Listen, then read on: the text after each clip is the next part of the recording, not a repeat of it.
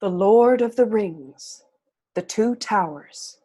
Screenplay by Fran Walsh, Philippa Boyens, Stephen Sinclair, and Peter Jackson. Adapted for this live reading by John Cody Fasano. Based on the novels by J.R.R. Tolkien.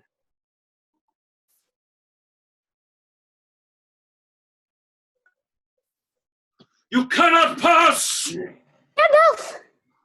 I am the servant of the secret fire, wielder of the flame of Arnor. The dark fire shall not avail you. Flame of Udun!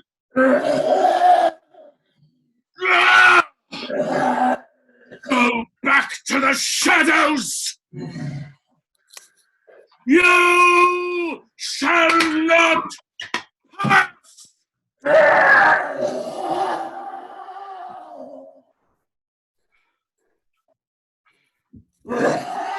Oh!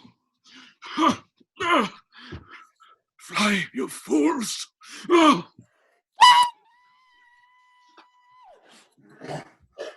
Gandalf follows the Balrog into the bottomless abyss. They emerge like a blazing comet high above an enormous cliff, in a cavern without measure.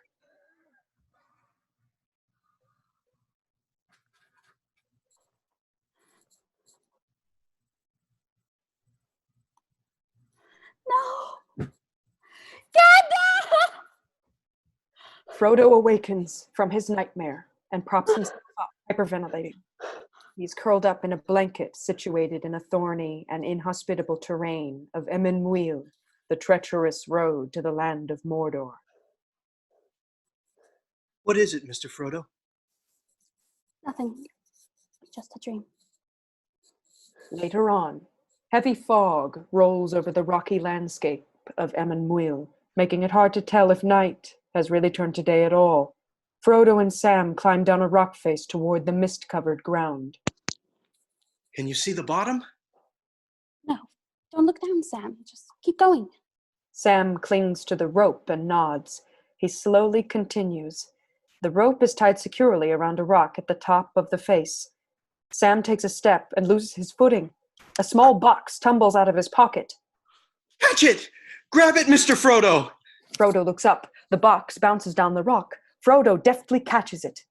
But suddenly he loses his footing and plunges into the mist below. Mr. Frodo! After only a few feet, Frodo lands softly on the ground. Stunned, he looks about for a moment, then looks up to Sam. I think I found the bottom. Bogs and rope and goodness knows what. It ain't natural. None of it. What's in this? Nothing. Just a bit of seasoning. I thought maybe if we was having a roast chicken one night or something. Roast chicken? You never know. Sam, my dear Sam. It's very special, that. It's the best salt in all the Shire. It is special. It's a little bit of home. Frodo hands the box back to Sam and walks over to the elvish rope tied at the top of the cliff. He gazes upward. We can't leave this here for someone to follow us down. Who's gonna follow us down here, Mr. Frodo? It's a shame, really. Lady Galadriel gave me that. Real elvish rope. Sam puts the box of seasoning in his pocket and walks over to the rock face. Well, there's nothing for it. It's one of my knots. Won't come free in a hurry. Sam tugs on the rope, hard, and the elvish rope unties itself and plummets, landing at Sam's feet, neatly coiled. Sam stands speechless for a moment. Real elvish rope? Sam looks briefly at the bit he's still holding, and then at the summit far above, before carrying on with their journey. The day progresses, and Frodo and Sam climb over the jagged terrain to reach the summit of another part of Emyn Muil. In the distance, the sky is stained an ashen black by the smoke of Mount Doom. Mordor. The one place in Middle-earth we don't want to see any closer. And the one place we're trying to get to. It's just where we can't get. Let's face it, Mr. Frodo, we're lost. I don't think Gandalf meant for us to come this way. He didn't mean for a lot of things to happen, Sam. But they did. Frodo holds the ring in his palm and gazes out toward Mordor. Suddenly, Frodo gasps as the blazing eye of Sauron looks directly upon him from high atop the tower of Barad-dûr. Frodo shudders and turns away from the sight. He sits, panting. Mr. Frodo? It's the ring, isn't it? Getting heavier. Sam sits behind him and begins to go through his pack. Frodo fumbles for his water bottle and takes a deep gulp. What food have we got left? Let me see. Oh, yes! Lovely lembas bread. And look! Oh, more lembas bread. I usually don't hold with foreign food, but this elvish stuff, it's not bad. Nothing ever dampens your spirits, does it, Sam? Those rain clouds might. And just as quickly as Sam spots the clouds, the rain is upon them. Frodo and Sam sit huddled together, wrapped in their cloaks, while the rain beats mercilessly down upon them. Neither one of them can sleep. The hobbits huddle together in the bitter chill, surrounded by rocks to one side and a cliff face to the other. A hand rests on the edge of the cliff above. Frodo suddenly looks up and sees nothing. Just rock and stone high above in the rain. Frodo shakes his head and huddles back down into his cloak. The next morning, Frodo and Sam climb over sharp rocks, still caked in mud and sog from the last night before. They travel along a twisting path, scaling the side of the rock face, then walk along a summit. This looks strangely familiar. We've been here before. We're going in circles. What's that horrid stink? I warrant there's a nasty bog nearby. Can you smell it? Yes, I can smell it, but I don't think it's a bog, Sam. Frodo and Sam have made camp for the night, with only moonlight giving away their hiding place. A dark, spidery shape appears at the top of the cliff and makes its way down to the slumbering hobbits. The creature is dressed only in a tattered loincloth that appears mostly human. Its hands, feet, and eyes are too large for its face. Its hair is thin and falls where it may, about its shoulders. It descends the rock face upside down like an insect. Thieves, the faithful little thieves.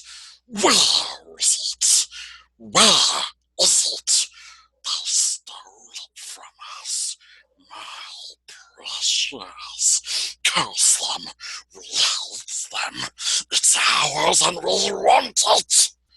Gollum reaches his hand out to snatch his prize when suddenly the hobbits spring and grab Gollum off the side of the rock.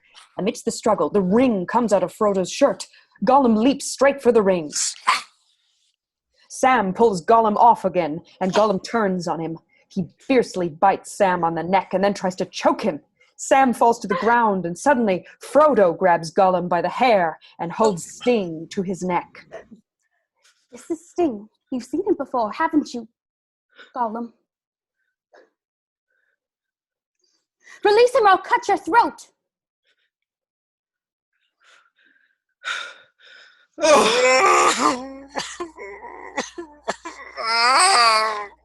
Gollum's wailing echoes across the vast rocky landscape of Emyn. Frodo and Sam walk through the landscape, Sam tugging the rope as Gollum stumbles behind him. Gollum continues to scream and wail. It burns us! It burns us! It freezes! Nasty elves twisted it. Take it off us! Quiet, you! It's hopeless. Every orc in Mordor is going to hear this racket. Let's just tie him up and leave him. No! That would kill us! Kill us! It's no more than you deserve. Maybe he does deserve to die, but now that I see him, I do pity him. We'll be nice to them if they'll be nice to us. Take it off us. We swear to do what you want. We swear it.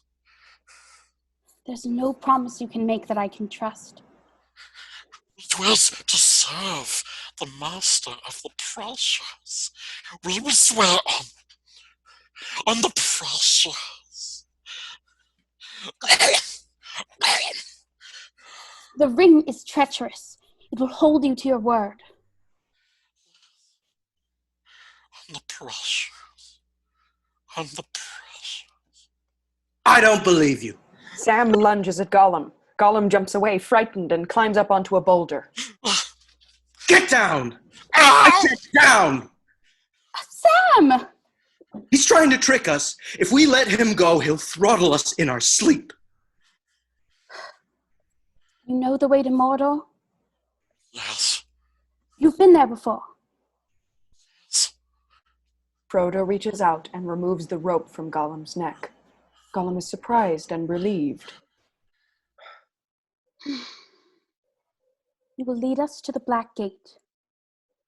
With renewed vigor, Gollum scrambles quickly through the rocky crags, occasionally looking back to make sure the hobbits are still behind him. Frodo and Sam struggle to keep up his pace. To the gate, to the gate, to the gate, the master says.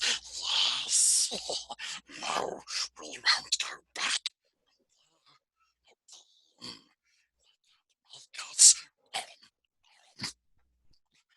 We swore to serve the master of the precious. No, ashes and dust and thirst there is, and pits, and orcs, thousands of orcs, always the great isle, watching.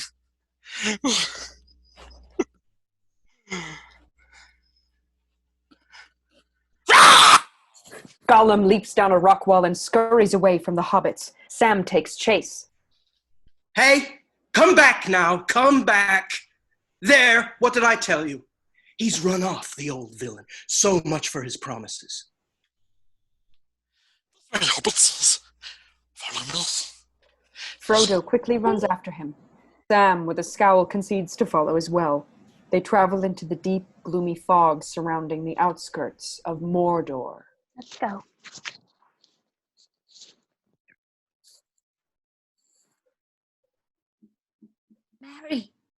Mary! Meanwhile, a band of Uruk-Hai runs across the lush plains of Rohan, the very same band which split our fellowship.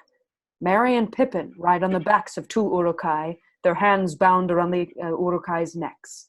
Pippin squirms and tries to rouse Merry, who is unconscious with a gash on his brow. Several misshapen and wretched orcs from the northern lands emerge from behind a rocky embankment. The Uruk-Hai bearing the white hand of Saruman tower over the orcs. The stumpy northern orcs are led by a crook-legged, very broad orc with long arms that hang almost to the ground. You're late. Our master grows impatient. He wants the Shire Rats now. I don't take orders from orc maggots. Saruman will have his prize. We will deliver it. Ogluk turns away from the northern orcs. Grishnak mocks him as he walks away, but they make no move on the Uruk-Hai. Pippin takes advantage of the distraction and tries again to rouse Merry. Mary! Wake up! Merry's head lolls around, unresponsive. Pippin looks over to an orc drinking his draught. My friend is sick. He needs water, please. Sick is he? Give him some medicine, boys. The depraved orcs dump their orc draught down Merry's throat. Stop it! Can't take his draft. Why? Then keep your mouth shut. Ogluk turns and walks away, and the warband of Uruk-Hai and orcs continue their march. Mary! Hello, Pip. You're hurt. I'm fine. It was just an act. An act? See? I fooled you too. Don't worry about me, Pippin.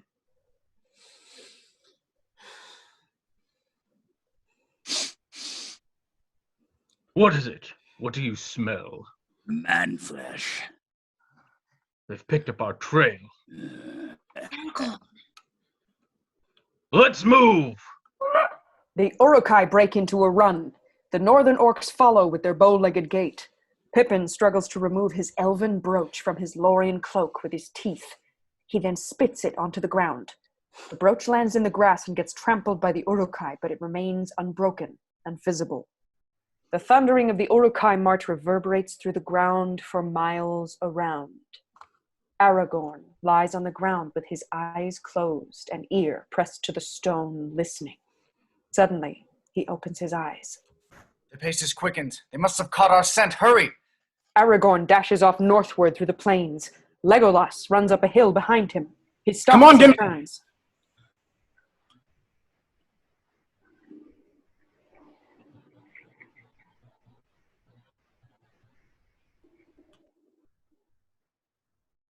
Gimli?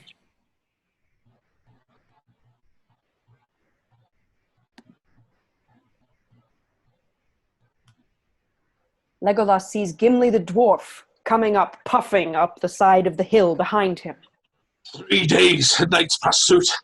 No food, no rest, and no sign of our quarry but would bear rock and tell. The three companions, a dwarf, an elf, and a man, run along the edge of the cliff over a trickling stream at least 20 leagues below. Their legs aching, they push onward for hours and days in pursuit of their captured hobbit friends. Pippin's elvish brooch is still visible in the mud and grass in the open plains. Aragorn draws it close to his face, and then looks ahead. Not idly do the leaves of Lorien fall. They may yet be alive. Less than a day ahead of us. Come! Aragorn takes off once more. Gimli stumbles from behind some rocks and rolls to the ground. Come, Gimli, we're gaining on them. I'm wasted on cross-country. We dwarves are not... They come over a hill, and they pause as they gaze across the open fields of... Rohan, home of the horse lords. There's something strange at work here. Some evil gives speed to these creatures, sets its will against us. Legolas, what do your elf eyes see? The Uruks turn northeast. They're taking the hobbits to Isengard. Saruman. Beyond Legolas's sight, through the gap of Rohan, along the misty mountains, the tower of Orthanc stands amidst the smoking caverns of Isengard. Smoke rises from the now ash-colored land. High within the tower, Saruman stands with his hand hovering over the seeing stone, the Palantir. Within the dark orb are swirls of flame. The world is changing. The Palantir's fiery clouds part, and Saruman sees a vision of Barad-dûr, the mighty tower of Mordor. Who now has the strength to stand against the armies of Isengard and Mordor? To stand against the might of Sauron and Saruman and the union of the two towers? Together, my lord Sauron, we shall rule this Middle-earth. The flaming eye of Sauron sits atop the tower, looking over Middle-earth ever watchful. His focus turns to Isengard. The beautiful trees are hacked down by orcs. Axes hack into trunks. Their carcasses are thrown down into the pits. The old world will burn in the fires of industry. The forests will fall. Molten metal is poured into sword molds. Finished swords are cooled. Helmets are created. Swords are poured into shape. An orc inspects dozens of newborn Uruk-Hai. A new order will rise. We will drive the machine of war with the sword and the spear and the iron fists of the orc. Saruman stands on a scaffold high above the caverns. Far below, hundreds of orcs go about their duties. Saruman turns to an orc overseer. I want them armed and ready to march within 2 weeks. But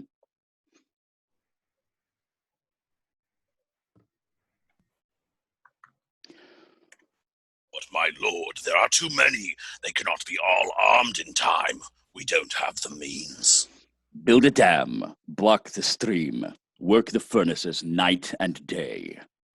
We don't have enough fuel to feed the fires. Saruman gazes out to the beautiful and enormous Fangorn Forest, which engulfs the nearby mountainside. The forest of Fangorn lies on our doorstep. Burn it. Yes. Saruman stands on a stone amongst a group of mortal men in furs and dirty leather armor, the Dunlandings.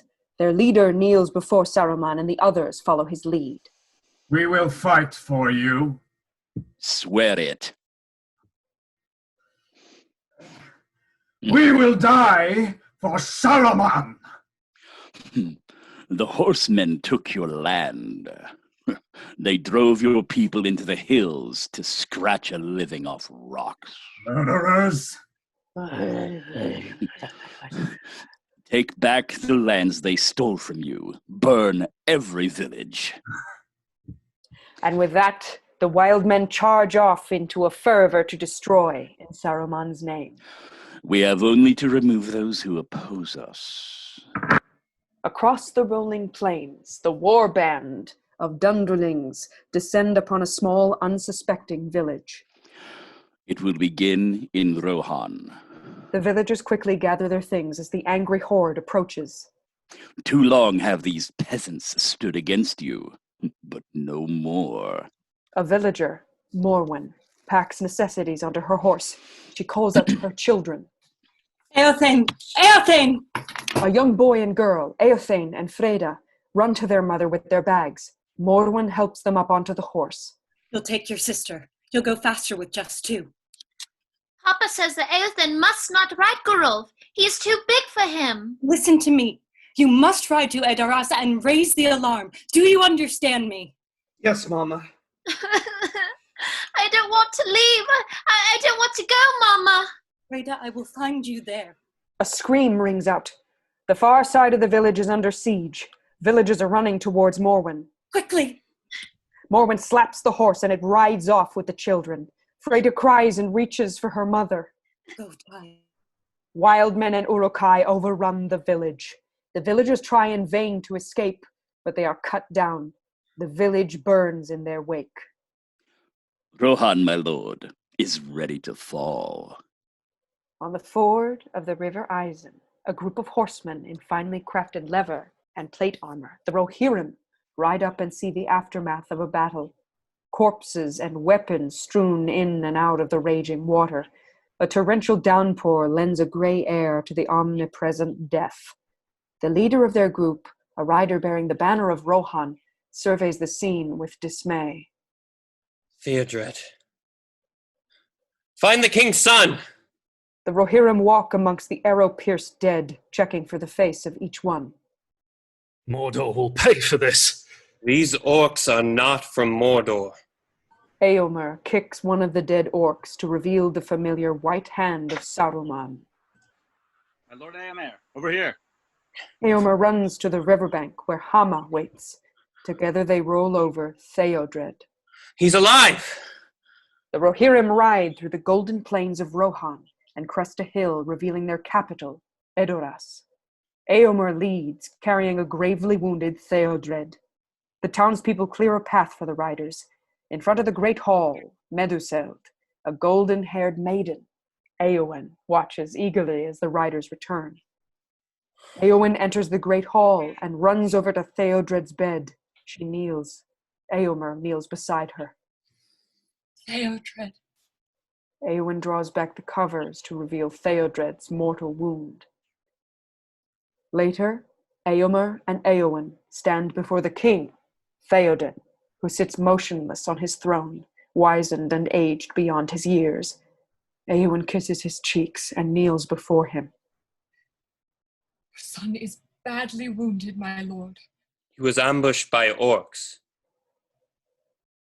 If we don't defend our country, Saruman will take it by force. That is a lie. Saruman the White has ever been our friend and ally. Grima.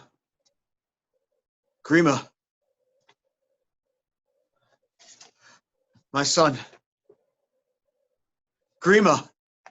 Orcs are running freely across our lands, unchecked, unchallenged, killing at will. Orcs bearing the white hand of Saruman. Éomer drops the orc helmet onto the ground, which topples over to reveal the white hand. Why do you lay these troubles on an already troubled mind? Can you not see your uncle is worried by your malcontent? Your warmongering? Warmongering? How long is it since Saruman bought you? What was the promised price, Grima? When all the men are dead, you will take your share of the treasure? Too long have you watched my sister. Too long have you haunted her steps. You see much, Éomer, son of Éomund. Too much. You are banished forthwith from the kingdom of Rohan and all its domains under pain of death. You have no authority here. Your orders mean nothing. This order does not come from me. It comes from the king, and he signed it this morning. Éomer is dragged out of the hall by Wormtongue's henchmen. Meanwhile, the Uruk-Hai and orcs continue to run across the open plains with their hobbit captives. Aragorn, Legolas, and Gimli are hot on their trail. Keep breathing. What's the key? Breathe. They run as if the whips of their masters were behind them. They continue running over the vastness of Rohan from day through on to sunset. Neither the Uruk-Hai nor the three hunters willing to stop for rest or breath. The Uruk-Hai throw Merry and Pippin onto the ground. The orcs collapse with exhaustion beneath the boughs of the trees on the very brink of Fangorn Forest. We're not going no further till we've had a breather. Get a fire going. Several of the Uruk-Hai break off and run into Fangorn Forest. Pippin, hands still bound, crawls over to Merry. Merry! I think we might have made a mistake leaving the Shire, Pippin.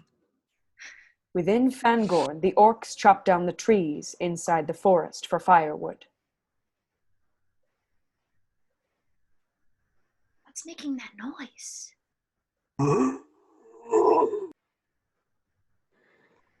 It's the trees. What? Do you remember the old forest on the borders of Buckland? Folks used to say there was something in the water that made the trees grow tall and come alive. Alive? Trees that could whisper, talk to each other, even move. I'm starving. We ain't had nothing but maggoty bread for 3 stinking days.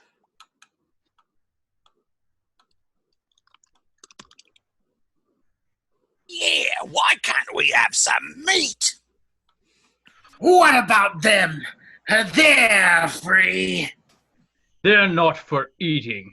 What about their legs? They don't need those.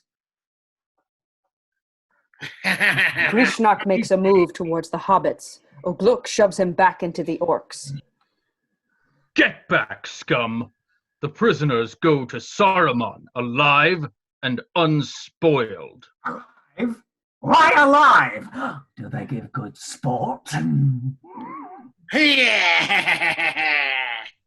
They have something, an elvish weapon. The master wants it for the war. They think that we have the ring. As soon as they find out we don't, we're dead. Just a mouthful, a bit of the flank. Suddenly, Ogluk swings his weapon. Merry and Pippin shudder as Snaga's head tumbles to the ground between them as his body tumbles over. Looks like meat's back on the menu, boys. The ravenous orcs shove Merry and Pippi to the ground and tear Snaga's carcass apart. Pippin, let's go! Their hands still bound, the hobbits crawl away. Suddenly, a foot comes down on Merry. Pippin turns over and looks straight into the face of Grishnak, brandishing a blade in his face. Go on. Call for help. Squeal. No one's gonna save you now. Suddenly, a spear pierces Grishnak's back. The orcs halt their feast and look into the darkness to find hundreds of horsemen bursting into the camp. The Rohirrim throw spears and quickly begin to decimate the orcs' numbers. Merry starts crawling again. Pippin! The Rohirrim mercilessly slaughter the orcs with swords, arrows, and spears, all from on horseback. The orcs and Uruks run for their lives. Pippin looks around quickly in the ensuing pandemonium. He rolls onto his back and looks up to find a horse rearing above him. The hooves come crashing down. And the dawning sun rises as the three hunters continue their trek across the fields at high speeds. A red sun rises.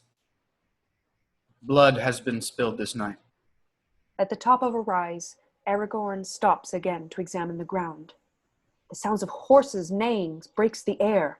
Aragorn looks up warily. He gestures to Legolas and Gimli to hasten behind a nearby rock formation to hide. Éomer and his riders of Rohan ride over the hill. Aragorn looks at them passing. He walks calmly out of hiding. Riders of Rohan, what news from the mark? The head horseman signals the pack with his spear. With astonishing speed and skill, the Rohirrim check their steeds, wheel around, and circle about the three hunters tightly. They suddenly stop and point their spears at the three. What business does an elf, a man, and a dwarf have in the Riddermark? Speak quickly. Give me your name, Horsemaster, and I shall give you mine. Éomer hands his spear to another rider and gets off of his horse. I would cut off your head, beard and all, Master Dwarf, if it stood but a little higher from the ground. In a lightning-fast move, Legolas knocks an arrow and points it at Éomer. You would die before your stroke fell. I am Aragorn, son of Arathorn. This is Gimli, son of Gloin, and Legolas of the Woodland Realm. We are friends of Rohan and of Theoden, your king. Theoden no longer recognizes friend from foe. Not even his own kin.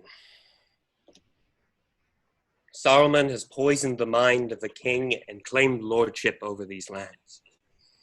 My company are those loyal to the king and to Rohan, and for that we are banished. The white wizard is cunning. He walks here and there, they say, as an old man, hooded and cloaked. And everywhere his spies slip past our nets. We are no spies. We track a party of Uruk-Hai westward across the plain. They've taken 2 of our friends captive. The Uruks are destroyed. We slaughtered them during the night. Oh, but there were 2 hobbits. Did you see 2 hobbits with them? They would be small, only children to your eyes. We left none alive. We piled their carcasses and burned them. Dead? I am sorry.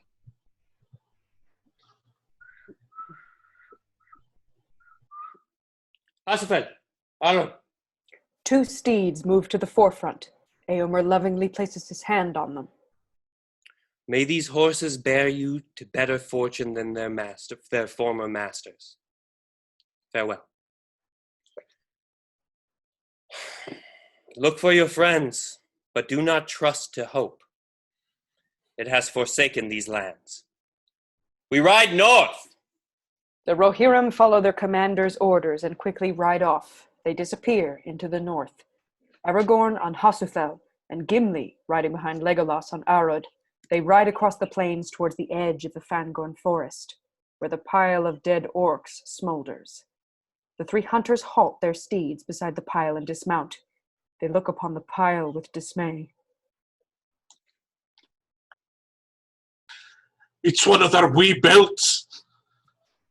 May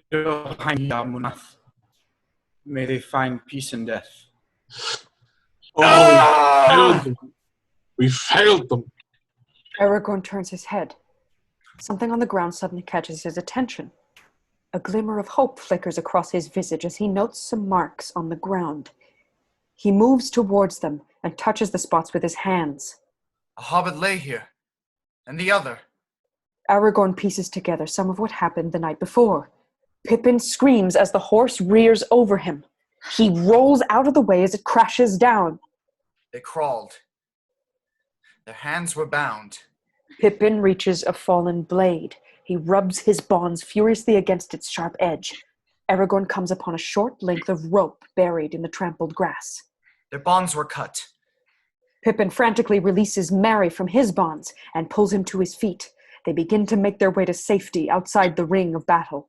Merry and Pippin narrowly avoid horse, spear, and falling orc to make their way to safety. They ran over here. They were followed. As they flee, Grishnak, wounded on the ground, grabs Pippin by his belt and clings on. Belt! Run! The tracks lead away from the battle into Fangorn Forest. The three hunters look into the dense and dark forest of gnarled trees so close together. It's as if it's guarding against enemy. Fangorn, what madness drove them in there? Pippin and Merry charge into the looming forest, checking behind them as they go. They finally collapse on a bed of leaves and look about them. Merry and Pippin seem all of a sudden much smaller compared to the majesty of the ancient forest. Did we lose him? I think we lost him. I'm going to rip your filthy little innards out. Come here. Trees! Climb a tree! Merry and Pippin quickly climb the nearest tree. Merry climbs to the lowermost branch and looks about the forest. Grishnak is nowhere in sight. He's gone. Suddenly, Merry is jerked out of the tree. He falls to the ground in a heap, and Grishnak looms over him hungrily. Merry kicks him in the face, but he is undeterred. Merry! Two yellow eyes flicker open on the tree. Pippin glances over to them and then back to Merry. Speechless, Pippin loses his grip and begins to fall. The tree lifts one of its limbs and catches Pippin in its hand before he can get very far. Let's put a maggot hole in your belly. The tree raises a leg high over Grishnak. Merry takes his attention from Grishnak and focuses on the tree. Grishnak notices Merry's expression and looks behind him. The tree brings its leg down and smashes Grishnak into the ground. Run, Merry! Merry runs, but is quickly overtaken by the tree, who takes a mighty step and scoops Merry up in his other hand. The tree examines the struggling hobbits. Little orc, Spararum. It's talking, Merry. The tree is talking. Tree? I am no tree. I am an ant. A tree herder. A shepherd of the forest. Don't talk to it, Merry. Don't encourage it. Treebeard, some call me. And whose side are you on? Side? I'm on nobody's side because nobody's on my side, little orc. Nobody cares for the woods anymore. We're not orcs. We're hobbits. Hobbits? Never heard of a hobbit before. Sounds like orc mischief to me. They come with fire. They come with axes, gnawing, biting, breaking, hacking, burning. Destroyers and usurpers, curse them. Oh.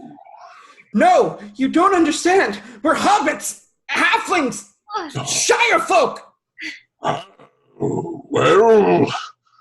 maybe you are, and maybe you aren't. The White Wizard will know. The White Wizard? Saruman. Treebeard drops them at the feet of a wizard dressed in gleaming white with long white hair. Meanwhile, Gollum scrambles upward through a narrow pass, with Frodo and Sam following close behind. He leaps up to a higher point as the hobbits trail. See? See? We have led you out. Hurry, hobbitses, hurry. Very lucky we found you. They stand at the edge of Emyn Muil, overlooking the next part of their journey, with Mordor in the distance. Frodo walks past. Nice hobbit. Sam's foot slips in a puddle of muck. He stares backward to get a view of where they're going. Oh, it's a bog. He's led us into a swamp. A swamp? Yes, yes. Come, master. We will take you on safe paths through the mist. Come, hobbitses. Go quickly. The dead marshes stretch for miles and miles as far as the eye can see. Frodo, Sam, and Gollum appear as tiny as specks, slowly crossing it. I found it, I did. The well through the marshes. Orcs don't use it. Orcs don't know it. They go around for miles and miles. Come quickly. Soft and quick as shadows we must be. Frodo, Sam, and Gollum rest from the day's journey. I hate this place. It's too quiet. There's been no sight or sound of a bird for 2 days. No birds is to eat. No crunch of birds.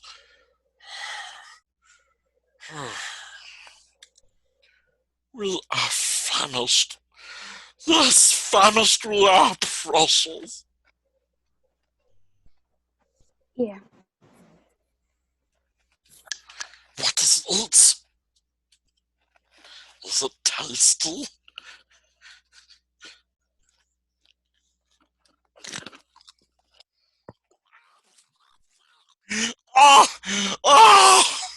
All trust it chokes us. We can't eat hobbit food. We must starve. Well, starve then, and good riddance. Oh, cruel hobbit. It does not care if we're hungry. It does not care if we should die. Not like Master. Master cares. Master knows. Yes, precious. Once it takes hold of us, it never lets go.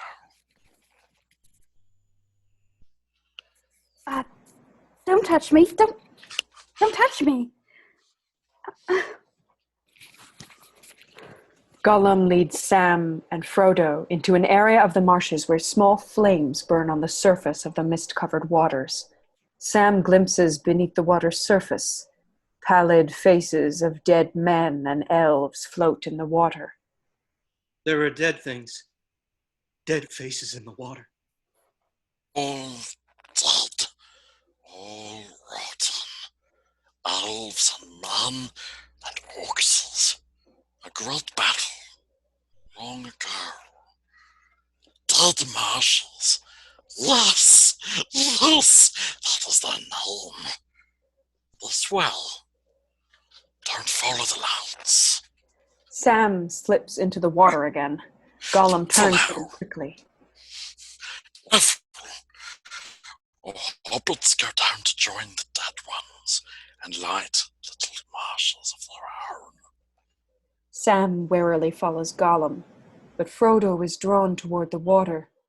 One of the dead, dressed in elven armor, It floats just beneath the surface with a disturbing peacefulness.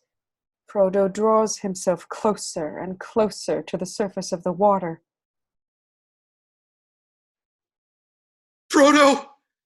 Suddenly the dead elf's eyes snap open. Its blank, pallid stare looks straight at Frodo. Frodo registers surprise only a moment before falling, face first, into the water. Sam bolts towards him.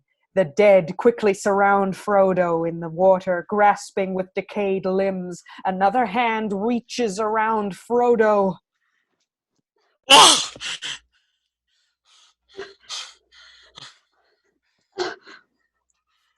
Gollum?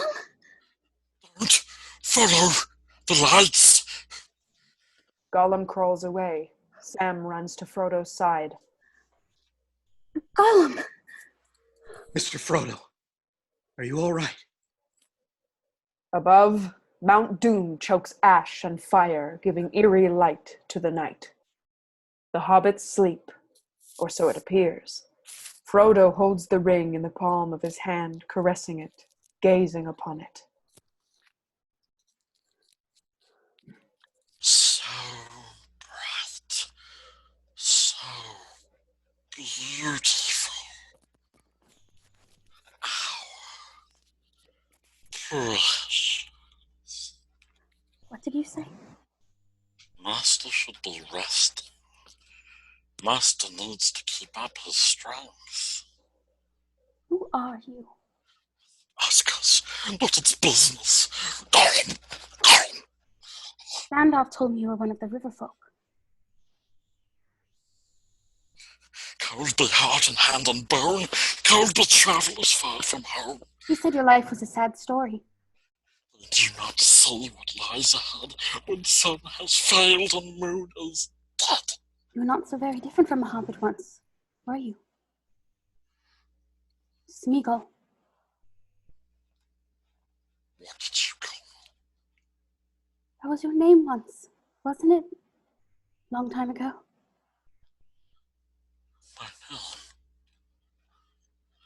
My name? Smeagol. Piercing cry breaks the silence of the night. Sam snaps around, waking up instantly. Frodo looks around, quickly. Black Riders! Hide! Hide! The faces of the ring wraiths bear down on Frodo. The Witch King reaches for the ring. Frodo collapses onto the ground, wincing. Surrounded by the ring wraiths, the Witch King reels back and stabs Frodo with his blade. Come on, Frodo! Come on! Rick, they will see us! They will see us! I thought they were dead. No, you cannot kill them. No. In the skies above the dead marshes, armored hands grip the reins of a flying fell beast. The ring wraith looks out from behind the darkness of its hood. Screams of the dark rider fill the air as the winged beast flies over the marshes. Wraiths! Wraiths on wings!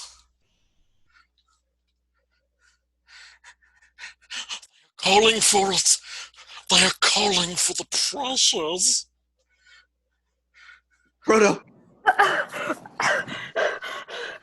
Frodo! All right. I'm here. The ring wraith passes over them once more before turning towards Mordor. We hobbits! This is very close. Back in Fangorn Forest, a dark, stained leaf sits, and someone approaches. Orc blood. These are strange tracks. The air is so close in here. This forest is old, very old, full of memory and anger. The trees are speaking to each other. Gimli, lower your axe. They have feelings, my friend. The elves began it, waking up the trees, teaching them to speak. Talking trees. The trees have to talk about except the consistency of squirrel droppings. Aragorn. Nah, something is out there. What do you see? The white wizard approaches. Do not let him speak. He will put a spell on us. We must be quick. With a yell, the three swing around to attack. A bright light envelops them from the wizard. He throws his axe. It is shattered. Legolas launches an arrow. It is deflected. Aragorn's sword becomes red hot in his grip. It clatters to the forest floor.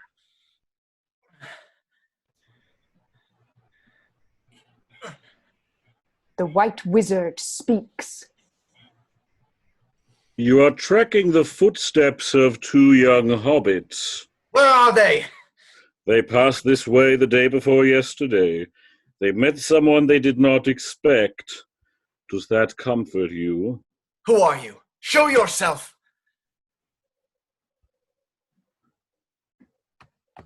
It cannot be. Forgive me, I mistook you for Saruman. I am Saruman. Or Saruman as he should have been. You fell. Through fire and water.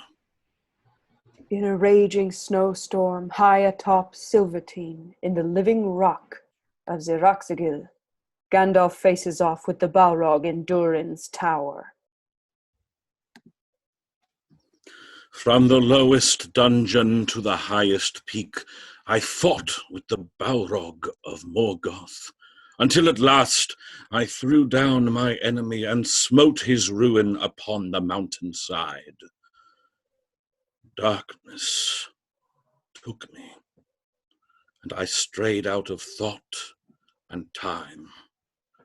Stars wheeled overhead, and every day was as long as a life age of the earth. But it was not the end. I felt life in me again. I've been sent back until my task is done. Gandalf. Gandalf? Yes, that's what they used to call me. Gandalf the Grey. That was my name. Gandalf. I am Gandalf the White, and I come back to you now at the turn of the tide. Gandalf leads Aragorn, Legolas, and Gimli through the forest. He wears his elven cloak over his white robes. One stage of the journey is over. Another begins. We must travel to Edoras with all speed. Edoras? That's no short distance. We hear of trouble in Rohan. It goes ill with the king. Yes, and it will not be so easily cured. And we have run all this way for nothing? Are we to leave those poor hobbits in this horrid, dark, dank, tree-infested... charming, quite charming forest. It was more than mere chance that brought Merry and Pippin to Fangorn. A great power has been sleeping here for many long years. The coming of Merry and Pippin will be like the falling of small stones that starts an avalanche in the mountains. In one thing you have not changed, dear friend. You still speak in riddles. A thing is about to happen that has not happened since the elder days. The Ents are going to wake up and find that they are strong. Strong? Oh, that's good. So stop your fretting, Master Dwarf. Merry and Pippin are quite safe. In fact, they are far safer than you are about to be. Oh, this new Gandalf's more grumpy than the old one.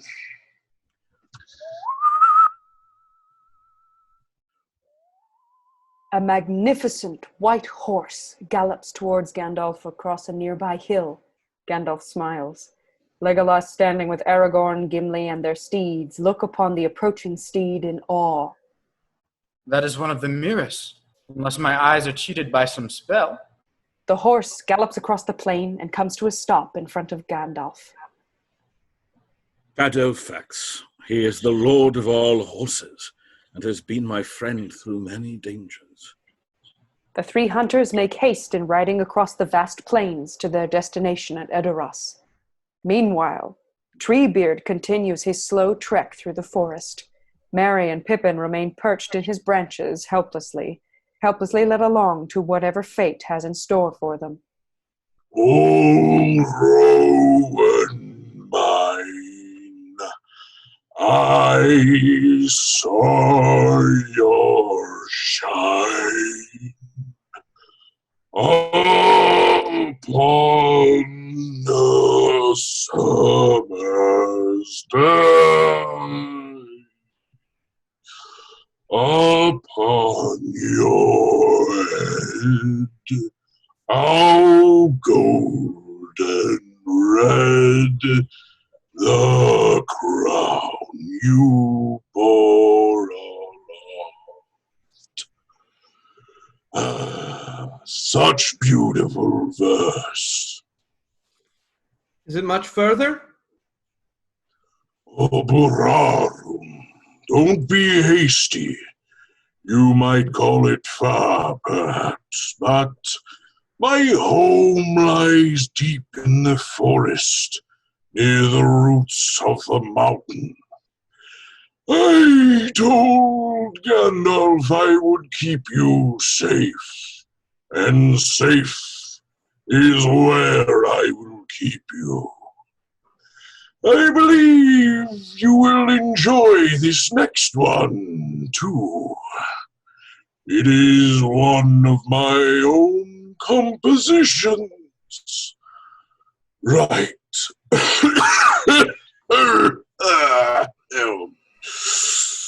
Over the mist-covered trees, as the sun sets, Treebeard plods along to his destination. And before he can utter another note, he sees that Merry and Pippin are fast asleep. Sleep, little shirlings. Heed no nightly noise. Sleep till morning. I have business in the forest. There are many to call, many that must come. A shadow lies on Fangorn. The withering of all woods is drawing near. Gandalf stands on the edge of a small hill overlooking the plains.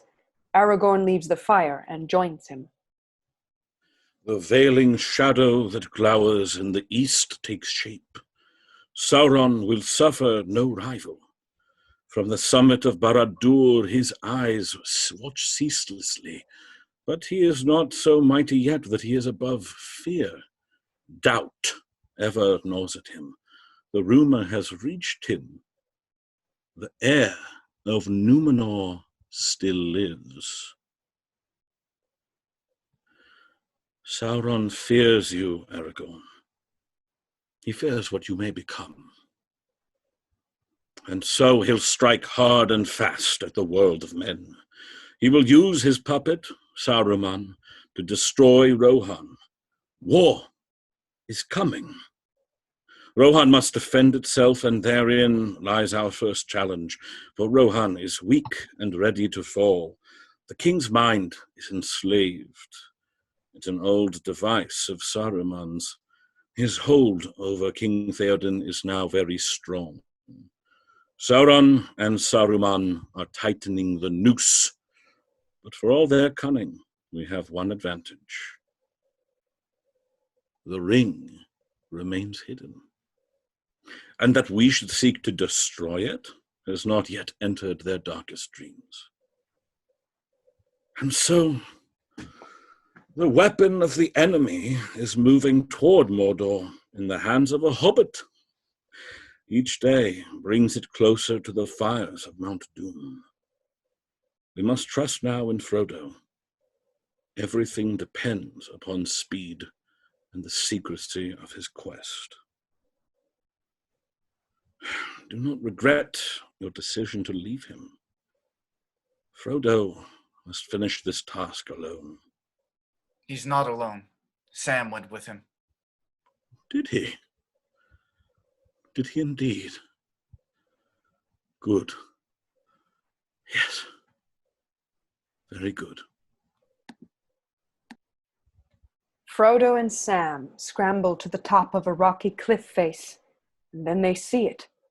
Orc patrols standing guard in the teeth of Mordor atop the walls. Oh, save us. My old gaffer would have a thing or two to say if he could see us now.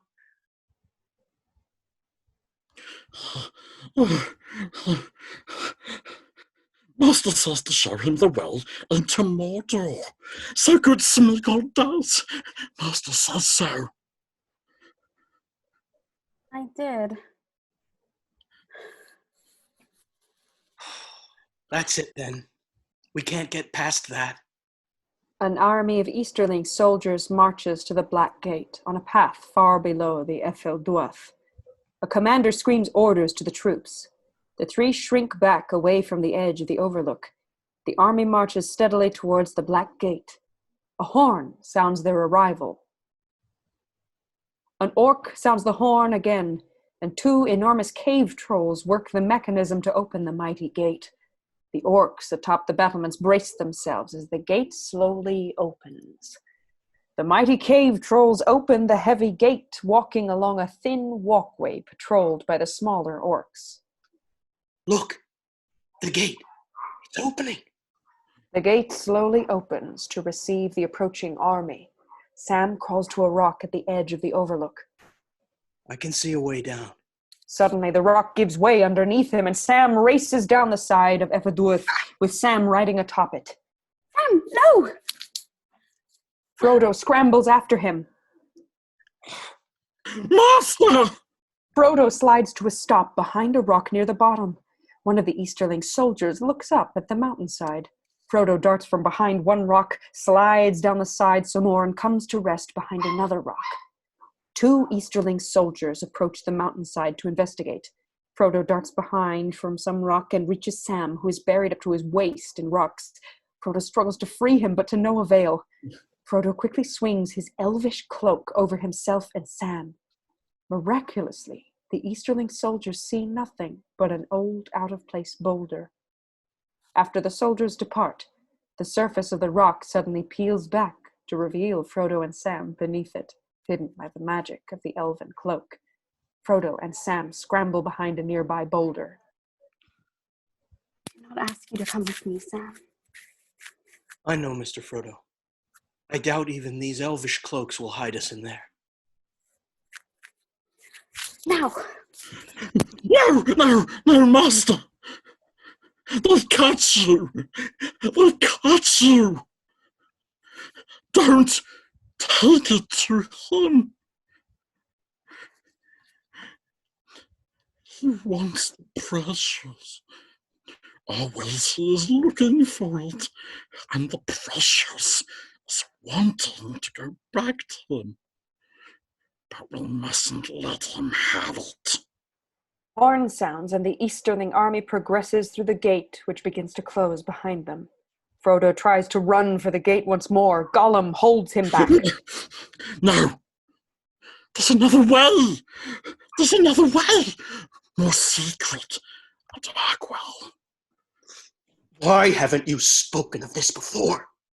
Because Master did not ask. He's up to something. Are you saying there's another way into Mordor? Yes.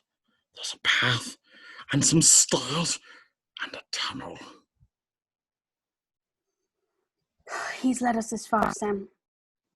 Frodo, no. He's been true to his word. No.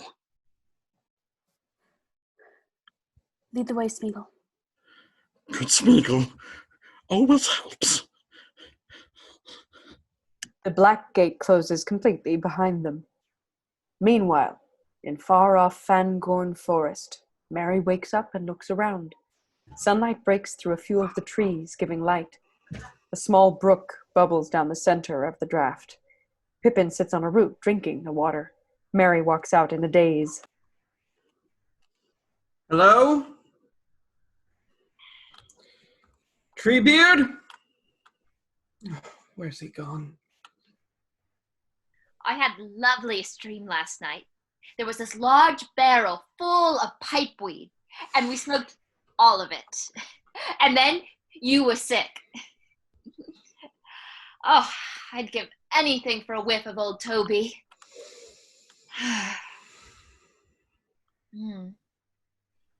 Did you get that?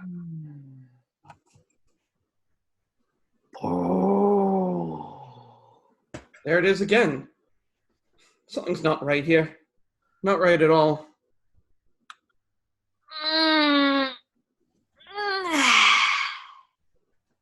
You just said something tree-ish. No, I didn't. I was just stretching.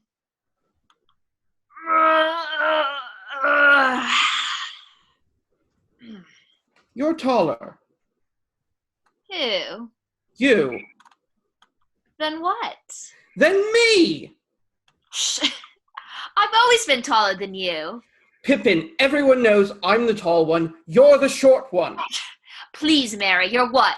3'6" at the most? Whereas me, I'm pushing 3'7".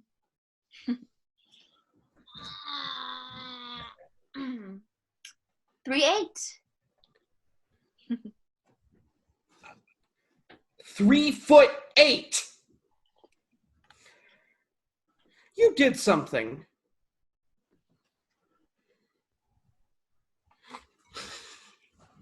Mary, don't drink it. Mary, no.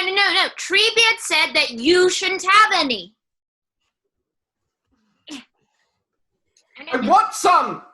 It could well be dangerous. Mary leads Pippin across some large tree roots. Give it back to me, Mary.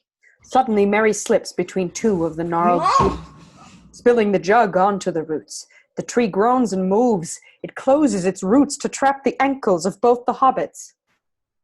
What's happening? Mary? It's got my leg! The tree pulls them into its roots and it closes in over them. The roots completely entomb the hobbits. Silence fills the air, and the scene looks serene, as if nothing sinister had happened at all. Large footfalls echo. Treebeard quickly approaches the tree. Away with you! You should not be waking. Now, eat earth. Dig deep. Drink water. Mary! Treebeard! Oh, go to sleep. Away with you. Come, little hobbits, the forest is waking up. It isn't safe. Treebeard travels through the forest again, carrying the hobbits on his shoulders. The trees have grown wild and dangerous. Anger festers in their hearts. Black are their thoughts. Strong is their hate. They will harm you if they can. There are too few of us now. Too few of us saints left to help them sleep. Why are there so few of you when you have lived so long? Are there any children? Oh, Burarum. There have been no endings for a terrible long count of years. Why is that? We lost the Entwives. Oh, I'm sorry. How did they die? Die? No. We lost them. And now we cannot find them. I don't suppose you've seen Entwives in the Shire? Can't say that I have. You, Pip? What do they look like? I don't remember now. Meanwhile, Gandalf, Aragorn, Legolas, and Gimli ride across the plains. They stop on a rise, looking across to Edoras, a walled city covering a small mountain. Atop its summit is Meduseld. Edoras and the golden hall of Meduseld, there dwells Theoden, king of Rohan, whose mind is overthrown. Saruman's hold over King Theoden is now very strong. In the throne room, Theoden, great and ancient, sits upon his throne, head bowed, for he is hardly able to hold it up. Éowyn kneels beside him, holding his hand comfortingly. My lord, your son, he is dead. My lord, uncle, will you not go to him? Will you do nothing? Be careful what you say. Do not look for welcome here. Within the great hall, Theodred lies dead upon his bed. Éowyn is kneeling beside him. A shadow moves in the hall beside her. She pays it no mind. Wormtongue appears at the door. He looks upon her, concerned. Oh, he must have died sometime in the night. What a tragedy for the king to lose his only son and heir. I understand his passing is hard to accept, especially now that your brother has deserted you. Leave me alone, Snake. Oh, but you are alone. Who knows what you've spoken in the darkness, in the bitter watches of the night, when all your life seems to shrink, the walls of your bower closing in about you? A hutch to trammel some wild thing in. So fair, so cold, like a morning pale spring still clinging to winter's chill. Your words are poison. Éowyn throws open the main doors and charges outside. She walks to the brink of the porch outside the hall and looks far off into the distance, as if hoping to find someone there. The wind tears a flag off its mast and carries it across the city. As Aragorn and his companions approach, the flag flutters to the ground. Aragorn looks to its source, as if it were a bad omen. Villagers eye the road-weary riders with a distrustful look. Éowyn stands in front of the great hall, watching them coldly. You'd find more cheer in a graveyard. The doors of the Golden Hall open, and Hama exits, followed by a small detachment. The four climb the steps, and Hama meets them at the top.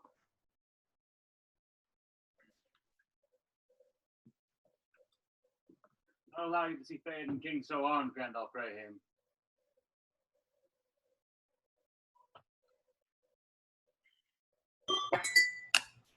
What's that?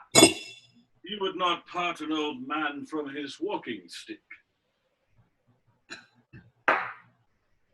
Gandalf follows Hama into the hall.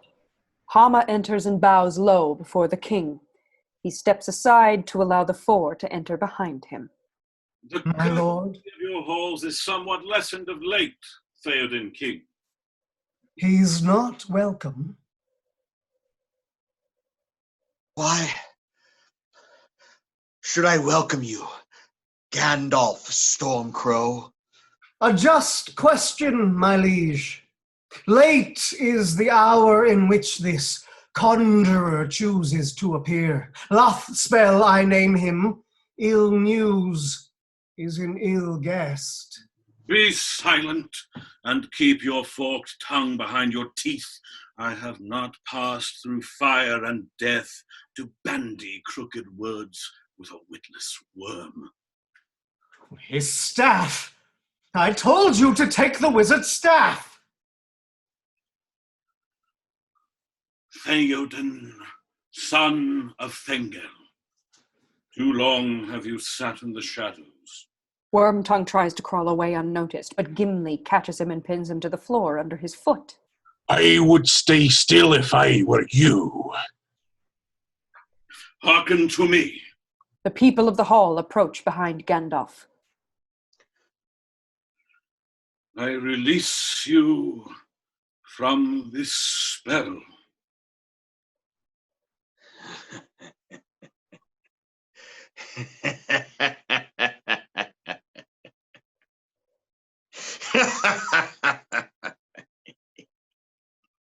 You have no power here, Gandalf the Grey.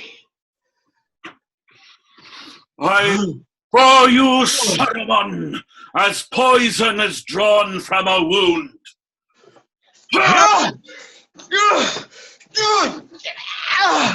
Éowyn rushes in to try to help her uncle, but Aragorn holds her back. Wait. If I go, Theoden dies. You did not kill me, and you will not kill him. Rohan is mine. Be gone!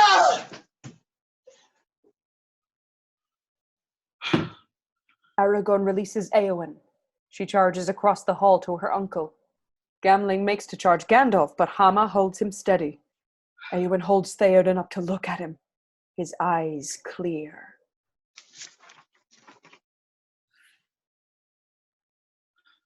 I know your face. Éowyn. Éowyn. Gandalf. Breathe the free air again, my friend. Dark have been my dreams of late. Perhaps your fingers would remember their strength if they held your sword. Hama hands Theoden his sword. Theoden gazes upon the steel, feeling his strength return. His eyes darken as he turns his gaze to Wormtongue. Outside, Hama and Gamling throw Wormtongue down the stairs. He lands hard on the lower stoop and groans in pain. Theoden walks down the steps, holding Herogrim, his sword. Wormtongue crawls away as he speaks. I've only ever served you, my lord. Your leechcraft would have had me crawling on all fours, like a beast. Send me not from your sight. No, my lord. No, my lord. Let him go. Enough blood has been spilt on his account. Get out of my way! Hail, Theoden King! The crowd kneels before Theoden. Wormtongue charges out of the Edoras gate upon a horse. Theoden observes the crowd upon its knees before him. Where is Theodred? Where is my son? Outside the walls, villagers bow their heads and part ways as pallbearers carry the body of Theodred between them. Upon Theodred's chest is a small bundle of white flowers. The pallbearers lower Theodred into his tomb. Éowyn stands near the tomb's open door. Eloquem hafaf, freone frecan forpon sended, yet chulon singon gleomen sogiende, on meduselde piate mano vere, his crufne durest, and maya deorost, bello. All are silent as Éowyn's haunting dirge comes to an end. On the closed door of the tomb, a small white flower comes into view. Symbol mine.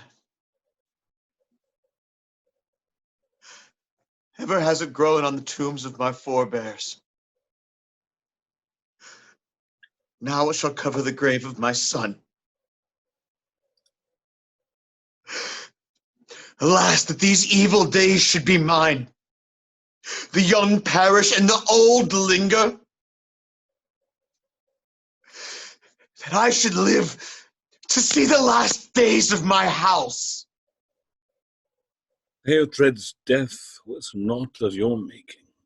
No parent should have to bury their child. His spirit was strong in life. It will find its way to the halls of your fathers. Vestu harum, vertu, Theodred, vertu. Éowyn mourns alone nearby. Suddenly, something catches her eye. A horse trots over the ridge, ridden by 2 children. It is Eothen and Freda upon Garluf. Eothen falls to the ground. Éowyn runs to the children and brings them inside the great hall. They had no warning. They were unarmed. Now the wild men are moving through the west fold, burning as they go. Rick caught in tree. Eothen and Freda sit at a table in the great hall, ravenously eating. Éowyn stands and looks to Theoden, who sits on his throne with Gandalf at his side, his head buried in his hand, deep in thought.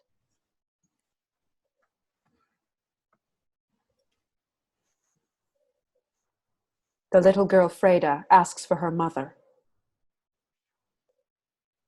This is but a taste of the terror that Saruman will unleash. All the more potent, for he is driven now by fear of Sauron. Ride out and meet him head on. Draw him away from your women and children. You must fight. You have 2,000 good men riding north as we speak. Éomer is loyal to you. His men will return and fight for their king. They will be 300 leagues from here by now. Éomer cannot help us. I know what it is that you want from me. But I will not bring further death to my people. I will not risk open war. Open war is upon you, whether you would risk it or not.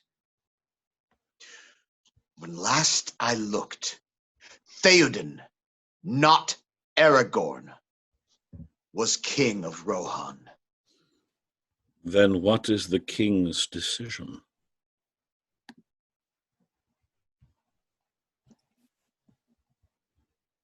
By order of the king, the city must empty. Make for the refuge of Helm's Deep. Do not burden yourself with treasures. Take only what provisions you need. The people of Edoras gather their things together. Aragorn, Legolas, Gimli, and Gandalf walk among them toward the Rohirrim stables. Helm's Deep. They flee to the mountains when they should stand and fight. Who will defend them if not their king? He's only doing what he thinks is best for his people. Helm's Deep has saved them in the past. There is no way out of that ravine. Theoden is walking into a trap. He thinks he's leading them to safety. What they will get is a massacre. Theoden has a strong will, but I fear for him. I fear for the survival of Rohan.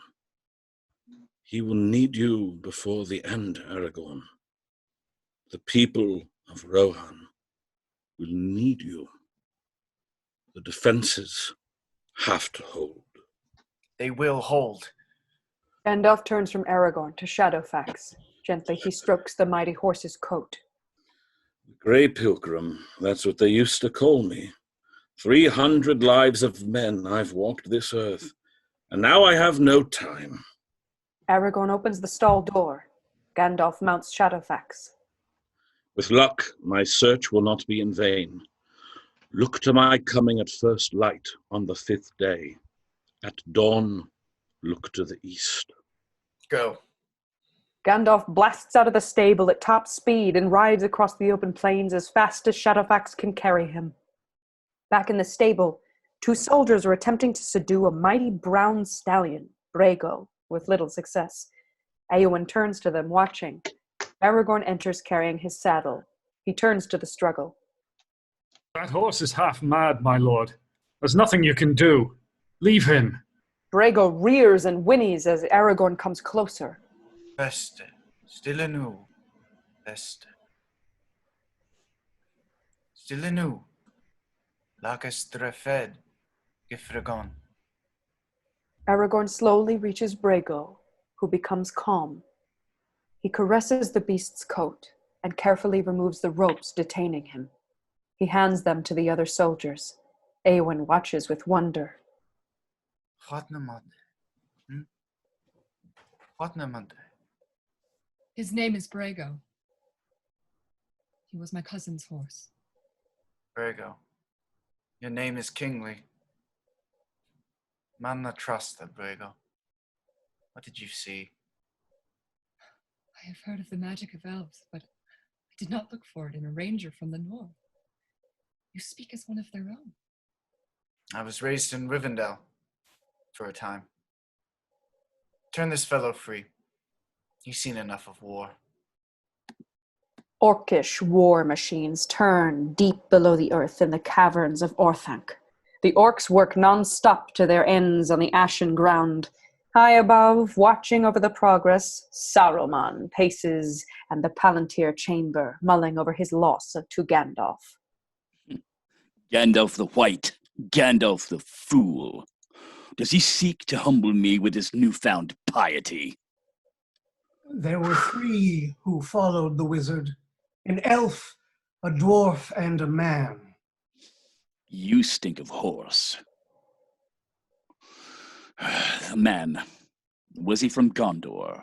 No, from the north. One of the Dunedain Rangers, I thought he was. His cloth was poor, and yet he bore a strange ring. 2 serpents with emerald eyes, one devouring, the other crowned with golden flowers.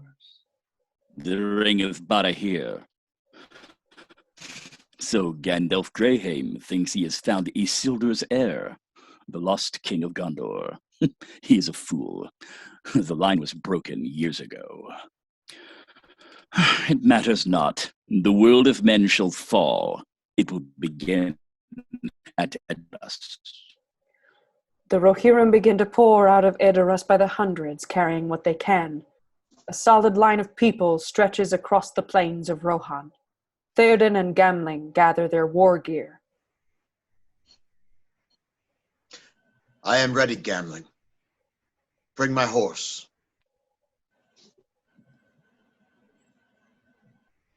This is not a defeat. We will return. We will return.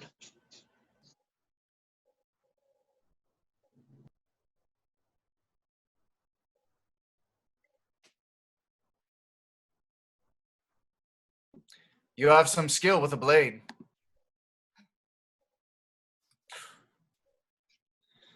Women of this country learned long ago.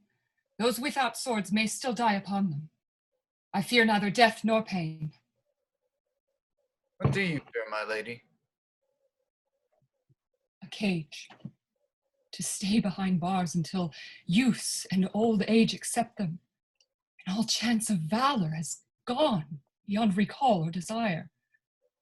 You're a daughter of kings, shield maiden of Rohan. I do not think that will be your fate. Theoden, Aragorn, Legolas, and Gimli ride at the forefront of the people leaving Edoras. Theoden pauses atop the first rise to gaze back upon his city. The Rohirrim walk single file out, following him, carrying only what they need. Theoden will not stay at Edoras. It's vulnerable. He knows this. He will expect an attack on the city. They will flee to Helm's Deep, the great fortress of Rohan. It is a dangerous road to take through the mountains. They will be slow. They will have women and children with them. Saruman calls out to his orc commanders, his voice echoing into the caves beneath Isengard. Send out your orc riders. Unearthly howls and snarls emanate from the pit. Something evil has been unleashed. In the swampy landscape of Ithilien, Gollum watches the water silently. Suddenly he leaps for a fish, slipping and sliding. Frodo and Sam come over the rise behind him. Hey, Stinker, don't get too far ahead. Why do you do that? What? Call him names. Run him down all the time. Because that's what he is, Mr. Frodo. There's naught left in him but lies and deceit. It's the ring he wants. It's all he cares about. You have no idea what it did to him. What it's still doing to him. I want to help him, Sam. Why? Because I have to believe he can come back. You can't save him, Mr. Frodo.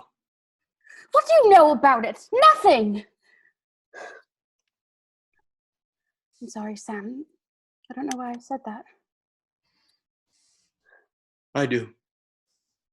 It's the ring. You can't take your eyes off it. I've seen you. You're not eating. You barely sleep. It's taken hold of you, Mr. Frodo. You have to fight it.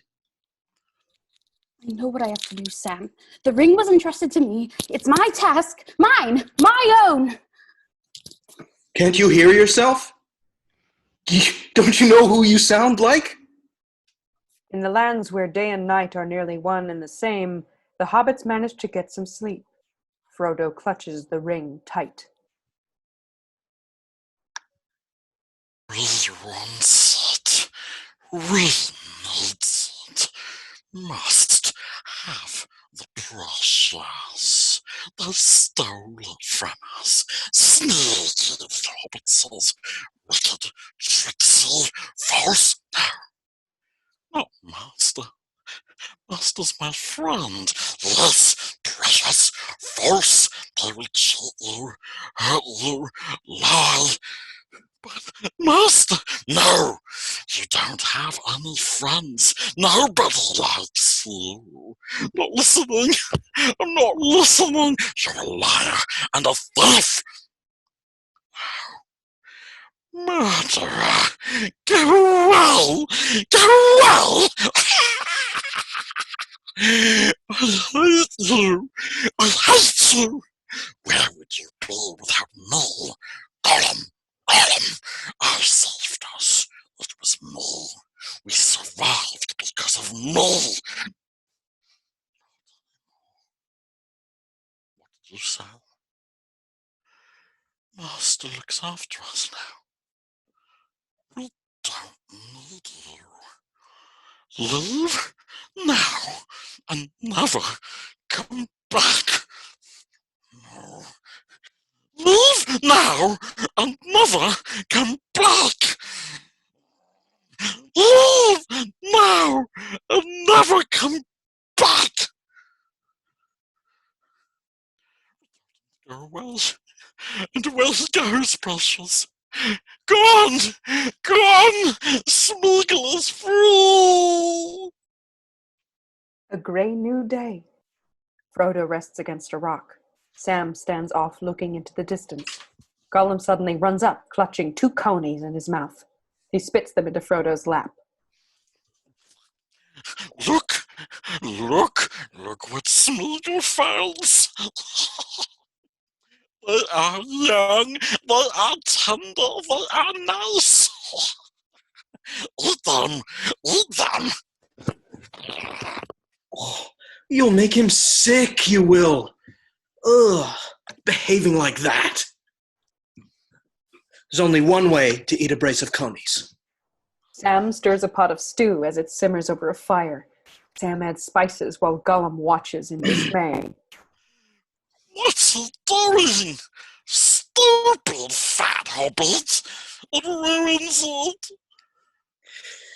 What's to ruin? There's hardly any meat on them. Strange bird call rings out across the camp. They ignore it and continue arguing over culinary practices. What we need is a few good taters. What's taters, precious? What's taters, huh? Potatoes. boil them, mash them, stick them in a stew. Lovely big golden chips with a nice piece of fried fish. Even you couldn't say no to that. Oh, yes, we could. Spoil a nice fish. Give it to us.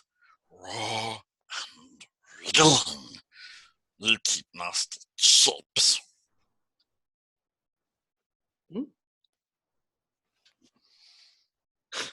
You're hopeless. The calling sound continues. Frodo starts walking, searching for its source. Mr. Frodo? Frodo crawls to the edge of an overlook. A Haradrim army marches across the land below. Sam and Gollum come to the ledge. Who are they? Wicked men, servants of Sauron. They are called to Mordor. The Dark One is gathering all armies to him. It won't be long. He will soon be ready. Ready to do what? To make his war. The last war that will cover all the world in shadow.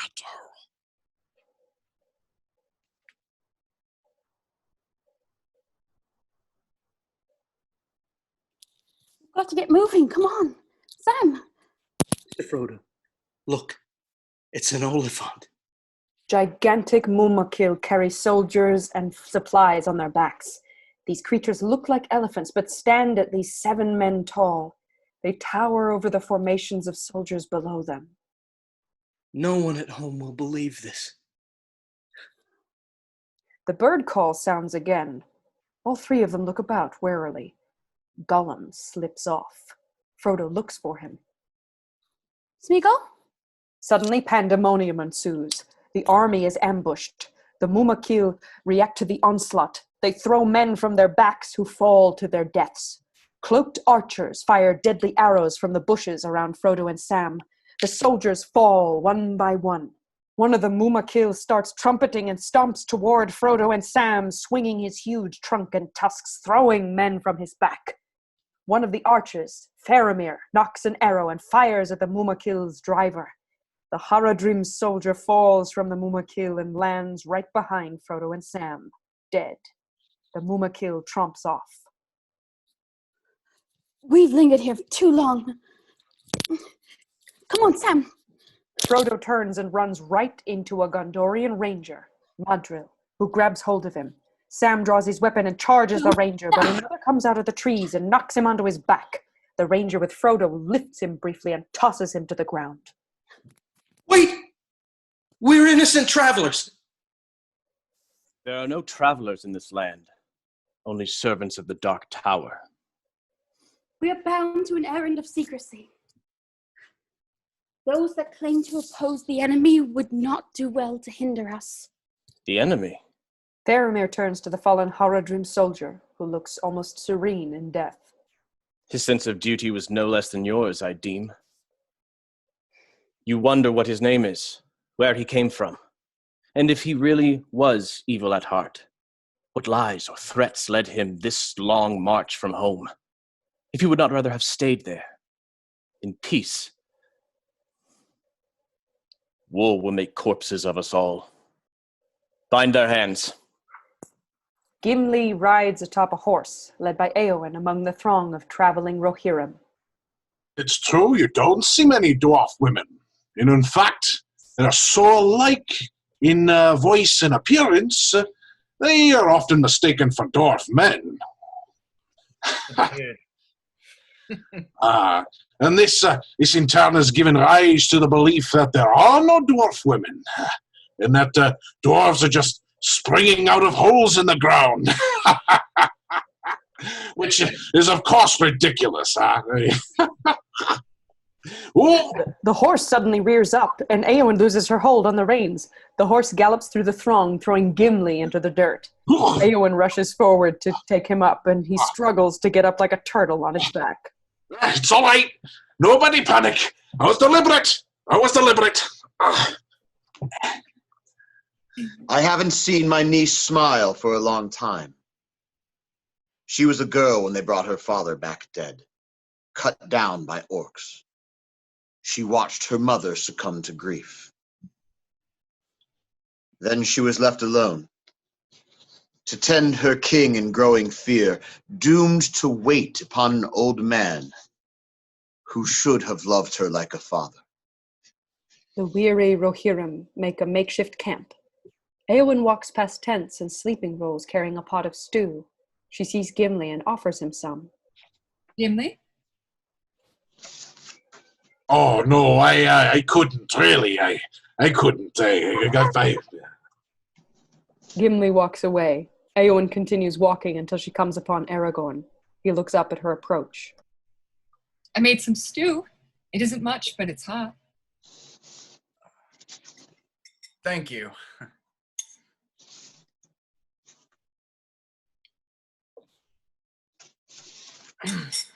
It's good. Really? My uncle told me a strange thing. He said that you rode to war with Thengol, my grandfather. But he must be mistaken. King Theoden has a good memory. He was only a small child at the time. Then you must be at least 60. 70? But you cannot be 80. 87. You are one of the Dunedain, descendant of Numenor, blessed with long life. It was said that your race had passed into legend. There are a few of us left. The Northern Kingdom was destroyed long ago. I'm sorry. Please, eat. Later, Aragorn sits silently smoking a pipe. His eyes stare off into the distance. His mind is elsewhere. Light of the even star does not wax and wane. It is mine to give to whom I will, like my heart. Go to sleep. I am asleep. This is a dream. And it is a good dream. Sleep. You told me once that this day would come. This is not the end. It is the beginning. You must go with Frodo. That is your path. My path is hidden from me. It is already laid before your feet. You cannot falter now. Arwen.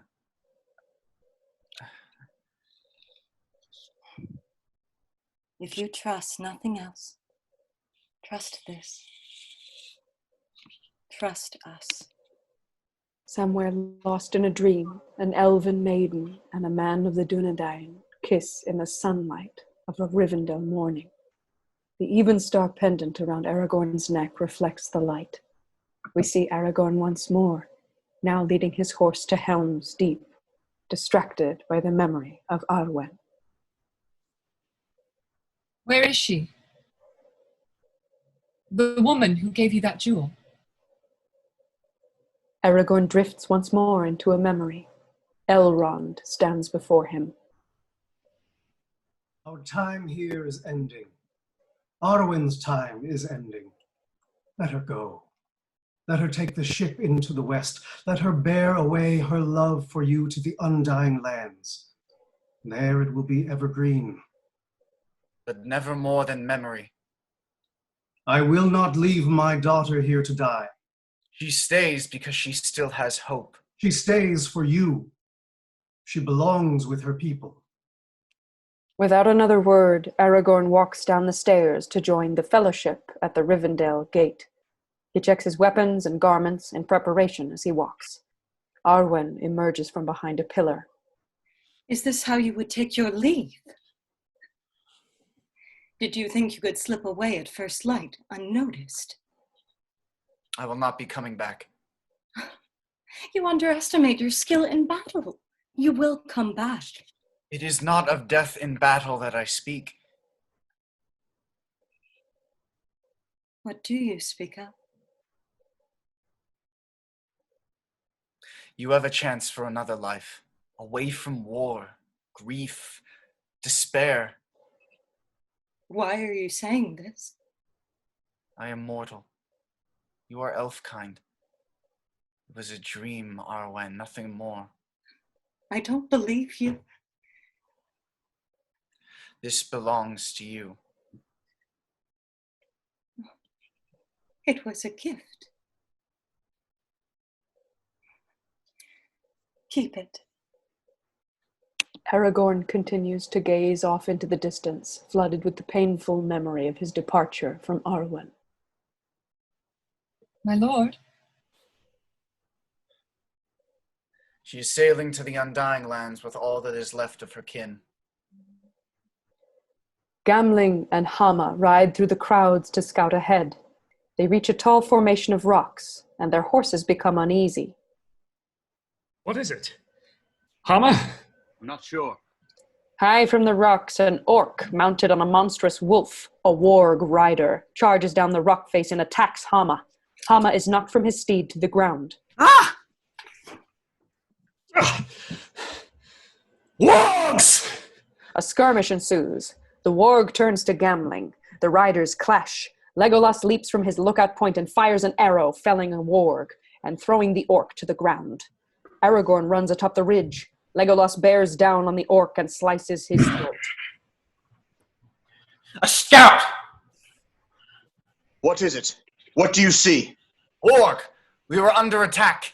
The crowd is instantly reduced to a blind panic. The people scream and turn back towards Edoras. Theoden turns to his troops. All riders, to the head of the column!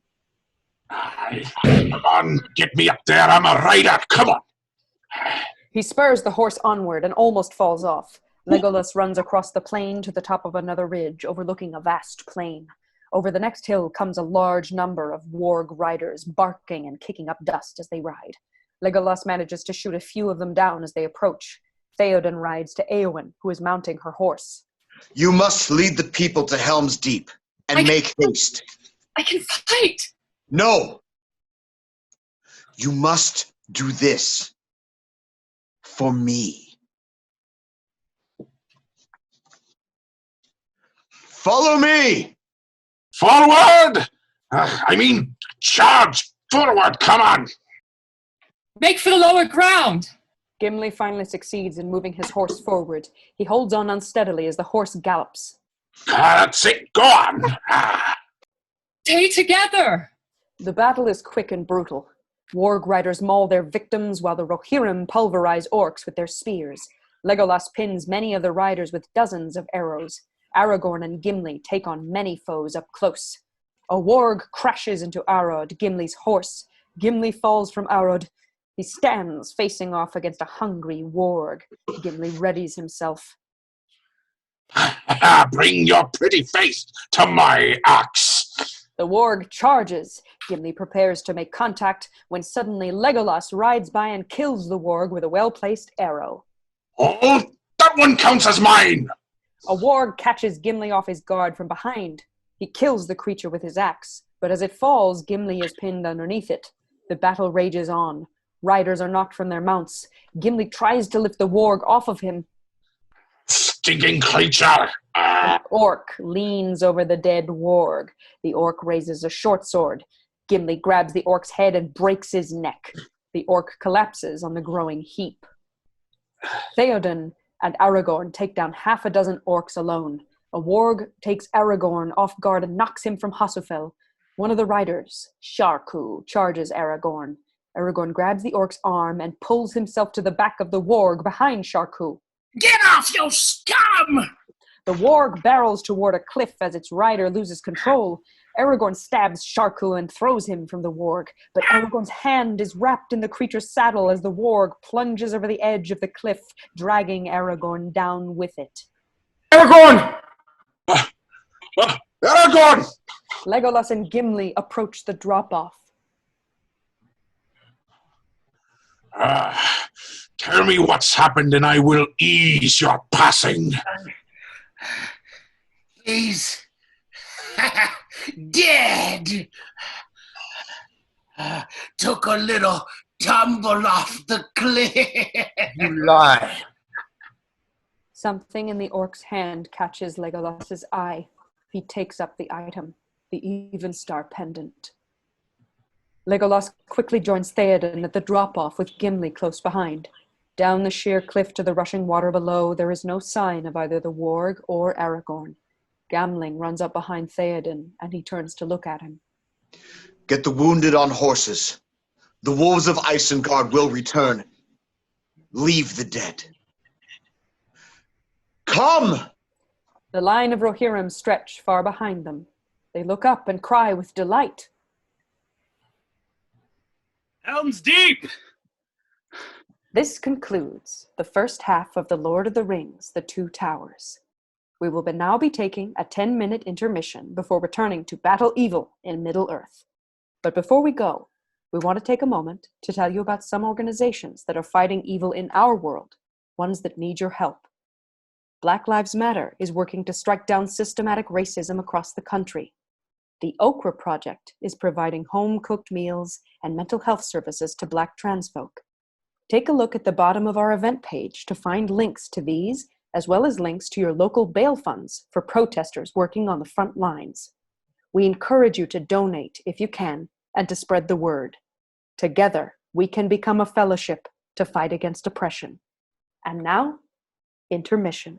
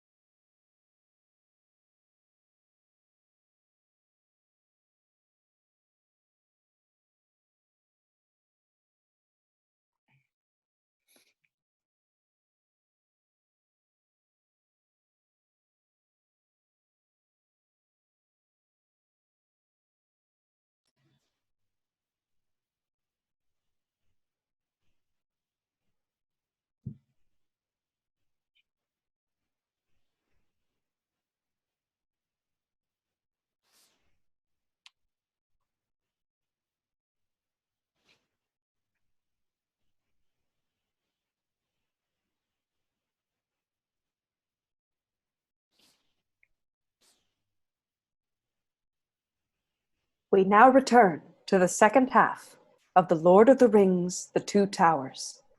Éowyn stands upon the rise, looking into the westfold vale of the gorge where Helm's Deep lies. She follows the Rohirrim down. Soldiers open the mighty doors. Éowyn enters, followed by the throng from Edoras. The roads are lined with the soldiers and people of Rohan, all those who the land of Rohan were driven from their homes and have taken refuge there.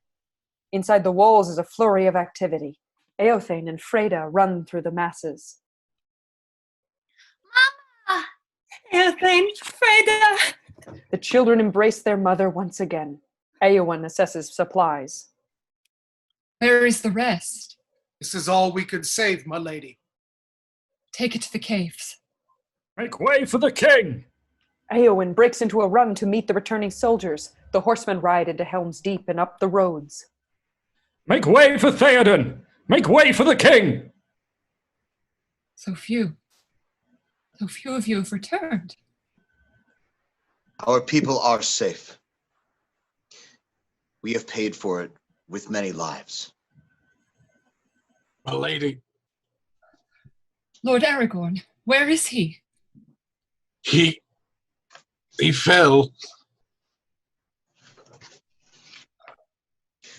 Draw all our forces behind the wall.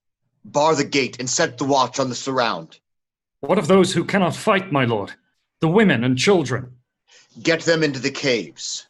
Theoden leads his men down from the battlements and past the Deeping Stream, which flows through it via a grate in the wall. Saruman's arm will have grown long indeed if he thinks he can reach us here. Helm's Deep has one weakness. Its outer wall is solid rock, but for a small culvert at its base, which is little more than a drain. Within Orthanc, Saruman pours gunpowder into a large stone pot. How? How can fire undo stone? What kind of device could bring down the wall? Wormtongue leans over the pot holding a candle. Saruman reaches out his hand to stay the candle's approach. Saruman pushes Wormtongue away from the pot. If the wall is breached, Helm's Deep will fall. Even if it is breached, it would take a number beyond reckoning. Thousands to storm the keep. Tens of thousands. But, my lord, there is no such force. Saruman and Wormtongue walk onto the balcony as a horn sounds. Saruman's tens of thousands of Uruk-Hai stand ready upon the wrecked field of Isengard. The ground simply appears covered in a seething mass of neat rows and columns. A new power is rising. Its victory is at hand. This night, the land would be stained with the blood of Rohan. March to Helm's Deep, leave none alive. To war!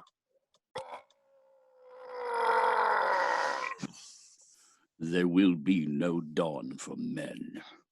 The massive Uruk-Hai army marches to war at Helm's Deep. Amidst the lush foliage of Fangorn, Treebeard continues his own march with Merry and Pippin in tow. In the distance, Orthanc is clearly visible in the ring of Isengard. A dark shape moves across the land towards Rohan.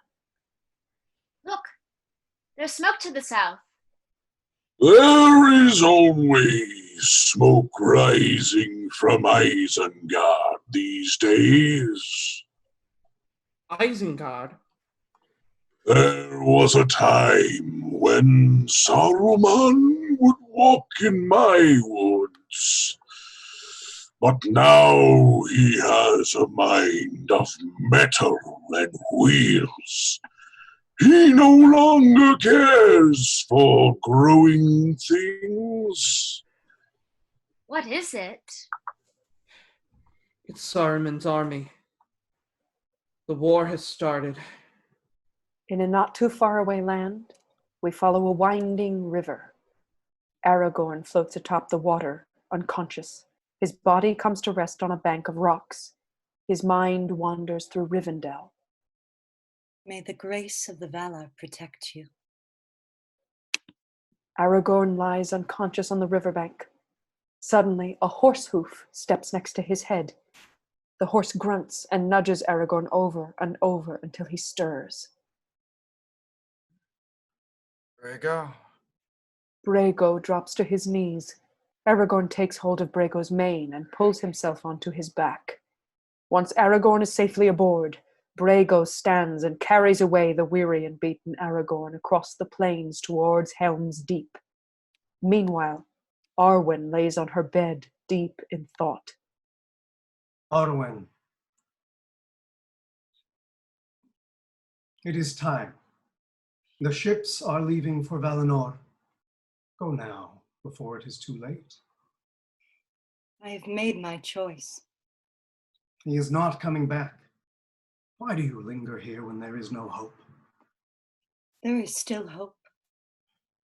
If Aragorn survives this war, you will still be parted. If Sauron is defeated and Aragorn made king, and all that you hope for comes true, you will still have to taste the bitterness of mortality, whether by the sword or the slow decay of time. Aragorn will die. They share a vision of Aragorn frozen in stasis, holding Andúril in the courtyard of the kings at Minas Tirith. His hair is grayed by many years. Arwen stands over him, mourning his passing. A line of mourners pass behind them. And there will be no comfort for you, no comfort to ease the pain of his passing. He shows her a stone monument of Aragorn lying on the table. All around, Minas Tirith has fallen into grave disrepair.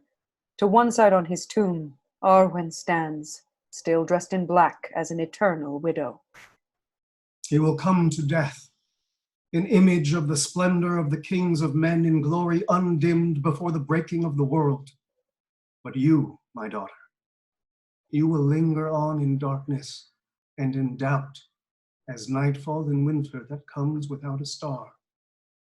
Here you will dwell, bound to your grief. Arwen walks through the dead forest of Lothlorien. Sunlight splays through long-standing carcasses of the trees. Under the fading trees, until all the world has changed and the long years of your life are utterly spent. Arwen, there is nothing for you here, only death. Do I not also have your love? You have my love, Father. A group of elves move out of Rivendell, each carrying a lantern. Arwen walks among them, silent and stoic. Elrond stands on a balcony, watching them go. Arwen turns a final, sad glance to him. The line of elves with their lanterns stretches across the bridge before Rivendell, standing gravely empty behind them. Elrond remains on his balcony, watching the entourage leave. The voice of Galadriel calls out to him. Yam, prestain, hamathonenen, hamathonechai, ahanostan neguilith. The world has changed. I feel it in the water. I feel it in the earth. I smell it in the air. The power of the enemy is growing. Saruman's legion will destroy the people of Rohan. She grants Elrond a vision of Saruman's Uruk-Hai army as it marches across Isengard toward Rohan. The army forms a black line that stretches back for miles. Thousands of spears rise high over the heads of the army. Isengard has been unleashed. The Eye of Sauron now turns to Gondor. We get a bird's eye view of Osgiliath, its east and west portions of the city split by the river Anduin. A shadow spreads over the city. The last free kingdom of men. His war on this country will come swiftly. He senses the ring is close. Meanwhile in Osgiliath, Frodo and Sam, blindfolded, are being pushed along by the Gondorian rangers, led by Faramir. The strength of the ring-bearer is failing. In his heart, Frodo begins to understand. This quest will claim his life. You know this. You have foreseen it. It is the risk we all took. In the gathering dark, the will of the ring grows strong. It works hard now to find its way back into the hands of men. Men who are so easily seduced by its power. The young captain of Gondor has but to extend his hands, take the ring for his own, and the world will fall. Faramir puts Frodo and Sam to the waterfall in Ilithian, which conceals the hideout of the rangers, Haneth Anun. The men pass Frodo and Sam to one another within the hideout to imprison them. It is close now, so close to achieving its goal. For Sauron will have dominion of all life on this earth. Galadriel sees the tower of Barad-dûr deep within Mordor. Nazgul fly around the tower on fell beasts guarding it from invaders. Even unto the ending of the world. The time of the elves is over.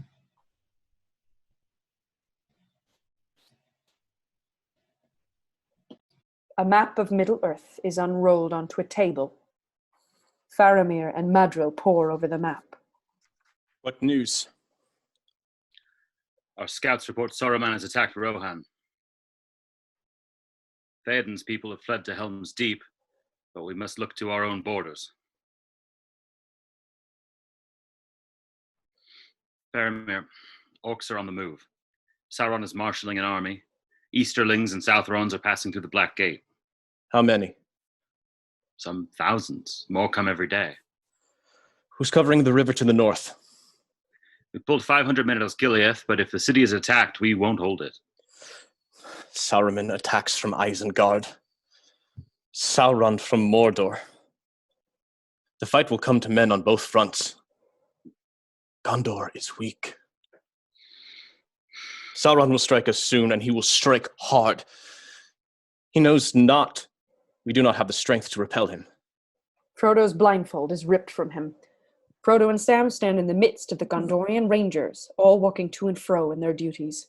Faramir enters and addresses Frodo and Sam. My men tell me that you are orc spies. Spies? Now wait just a minute. Well, if you're not spies, then who are you? Speak! We are hobbits of the Shire. Frodo Baggins is my name, and this is Samwise Gamgee. Your bodyguard? His gardener. And where is your skulking friend? That gangrel creature. He had an ill-favored look. There was no other. We set out from Rivendell with 7 companions. One we lost in Moria, 2 were my kin. A dwarf there was also, and an elf. And 2 men, Aragorn, son of Arathorn, and Boromir of Gondor. You're a friend of Boromir? Yes, for my part. It would grieve you then to learn that he was dead. Dead? How? When? As one of his companions, I hoped you would tell me. If something's happened to Boromir, we would have you tell us. His horn washed up on the riverbank about 6 days past. It was cloven in 2. But more than this, I know it in my heart. He was my brother. The waters of the river wash over Faramir's feet, and suddenly he is back on the riverbank, alone in his own memories. Faramir walks through the water to an elven boat floating down the river. Boromir's body lies in the grim stasis. Faramir sits alone, deep in thought. In his hands he holds Boromir's horn, cloven in 2. Faramir has a vision of his brother in life. The crowds of Osgiliath cheer him on. Boromir plants a flag in one of the turrets of the city and draws his sword in salute. This city was once a jewel of our kingdom, a place of light and beauty and music, and so shall it be again.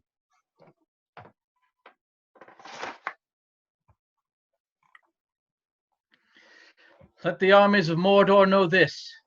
Never again will the land of my people fall into enemy hands. This city of Osgiliath has been reclaimed for Gondor. Good speech. Yep. Nice and short. Leaves more time for drinking. Break out the ale. These men are thirsty. Hooray! Yeah. Remember today, little brother. Today, life is good. What? He's here. Lord Denethor, their father and the steward of Gondor, makes his way through the crowd, happily greeting the people. One moment of peace. Can he not give us that? Where is he? Where is Gondor's finest? Where is my firstborn son? Father! They say you vanquished the enemy almost single-handedly. They exaggerate. The victory belongs to Faramir also. But for Faramir, this city would still be standing. Were you not entrusted to protect it? I would have done, but our numbers were too few. Oh, too few. You let the enemy walk in and take it on a whim. Always you cast a poor reflection on me. That is not my intent. You give him no credit, and yet he tries to do your will. He loves you, father. Do not trouble me with Faramir. I know his uses, and they are few. We have more urgent things to speak of. Elrond of Rivendell has called a meeting. He will not say why, but I have guessed its purpose. It is rumored that the weapon of the enemy has been found. The One Ring, Isildur's bane. It has fallen into the hands of the elves. Everyone will try to claim it. Men, dwarves, wizards. We cannot let that happen. This thing must come to Gondor. Gondor. It's dangerous, I know. Ever the ring will seek to corrupt the hearts of lesser men. But you are strong, and our need is great. It is our blood which is being spilled, our people who are dying. Sauron is biding his time. He's amassing fresh armies. He will return, and when he does, we will be powerless to stop him. You must go. You must bring me this mighty gift. No. My place is here, with my people, not in Rivendell. Would you deny your own father? If there is need to go to Rivendell, send me in his stead. You? Oh, I see. A chance for Faramir, captain of Gondor, to show his quality. I think not. I trust this mission only to your brother, the one who will not fail me. Boromir sits ready atop his steed, looking as he did when he first saw him ride into Rivendell. He glances upward.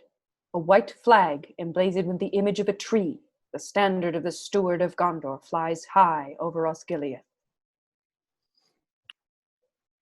Remember today, little brother. Back in the ranger's hideout, Faramir sits alone, staring into nothing, lost in his memories. Madril approaches behind him. Captain Faramir. We found the third one. Frodo and Sam sleep. Frodo's eyes slowly open as footsteps approach. Faramir stands before him with two other Gondorian rangers. You must come with me. Now. The waterfall concealing their location flows over the cliff, leaving space on the sides. Faramir inches toward the cliff. Down there.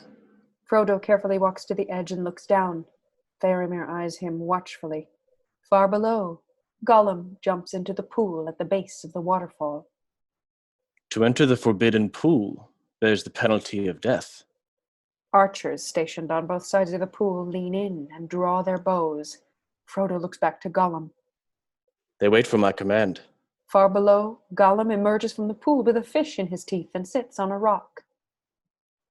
Shall I shoot?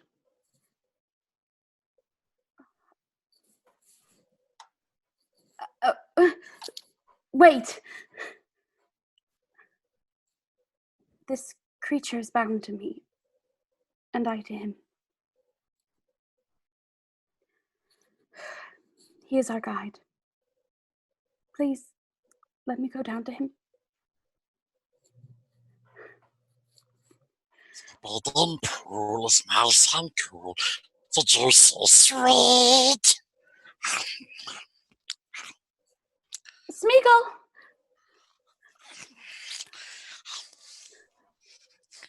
Master is here. Come, Smeagol. Trust Master. Come. Come on now. We must go now. Smeagol, you must trust Master. Follow me, come.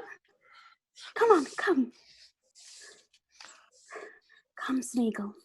Nice. Smeagol, that's it. You can bring the fish. Come on. Master!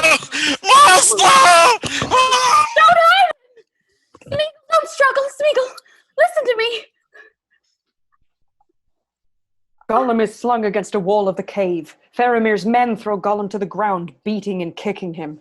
Gollum is helpless against their strength. That's enough! Where are you leading them? Answer me!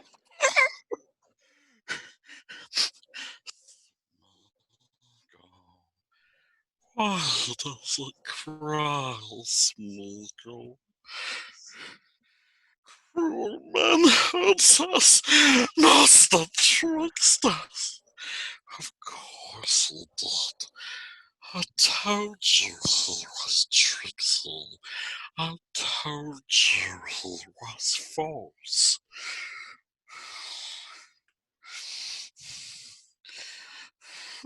He must betrayed us. Look at the business. Leave us alone. Chosen from us. No, no. What did they steal? My precious.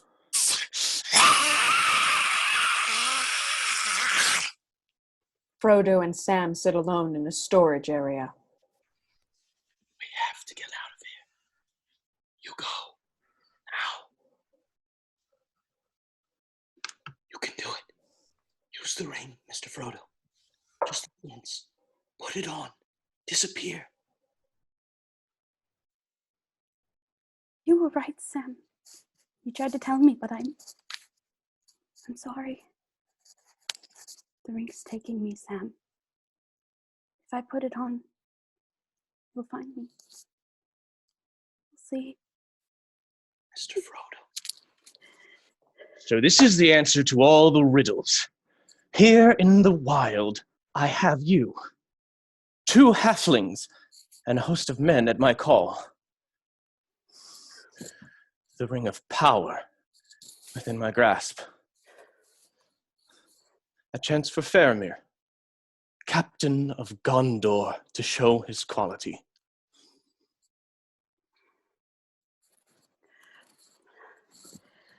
No! No! Stop it! Leave him alone! Don't you understand? He's got to destroy it. That's where we're going. Into Mordor. To the Mountain of Fire. Gilead is under attack. They call for reinforcements. Please. It's such a burden. Will you not help him? Captain! Prepare to leave. The ring will go to Gondor. Meanwhile, Aragorn rides atop Brago. He stops on a ridge overlooking the plains. Still far off in the distance, the massive Uruk-Hai army marches in files towards Helm's Deep. The black lines of troops stretches beyond eyesight. Aragorn, speechless and frightened, pulls Brago back and gallops as fast as he can towards Helm's Deep. Aragorn and Brago reach the hillock overlooking the wide plains before Helm's Deep, nestled in the mountain. Acá Brego, Melonin. Aragorn gallops up the walk into Helm's Deep. He rides past the people. They are amazed to see him alive. Aragorn dismounts, and Gimli fights his way through the crowd. Where is he? Where is he? Get out of the way, I'm gonna kill him! Oh, you are the luckiest, the canniest, the most reckless man I ever knew. Oh, bless you, laddie. Gimli, where's the king? Oh. As Aragorn walks through the people toward the hall of Helm's Deep, Legolas blocks his path. Legolas looks at him, amused. You're late? You look terrible.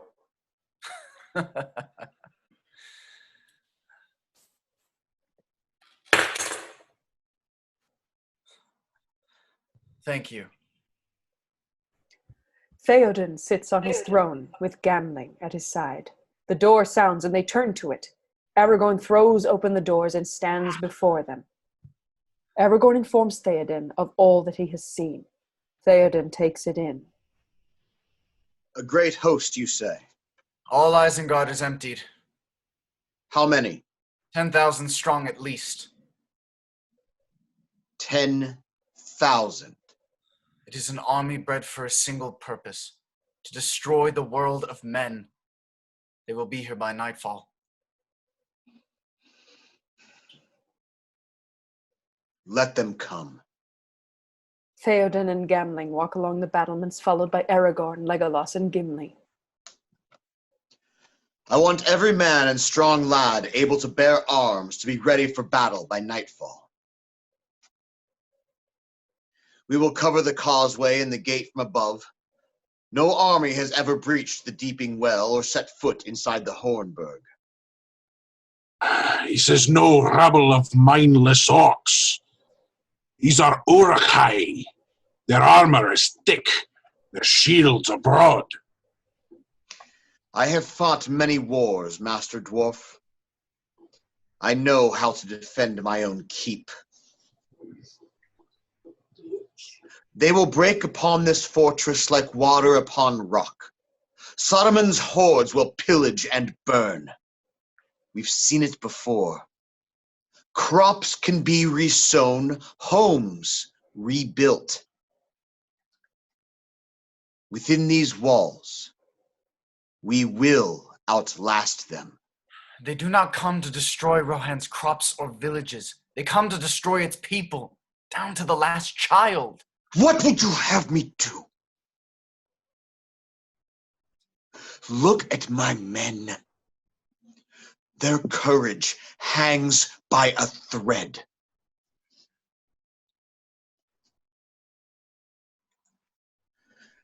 If this is to be our end, then I would have them make such an end as to be worthy of remembrance. Send out riders, my lord. You must call for aid. Who will come? Elves? Dwarves? We are not so lucky in our friends as you. The old alliances are dead. Gondor will answer. Gondor! Where was Gondor when the Westwood fell? Where was Gondor when our enemies closed in around us? Where was Gondor?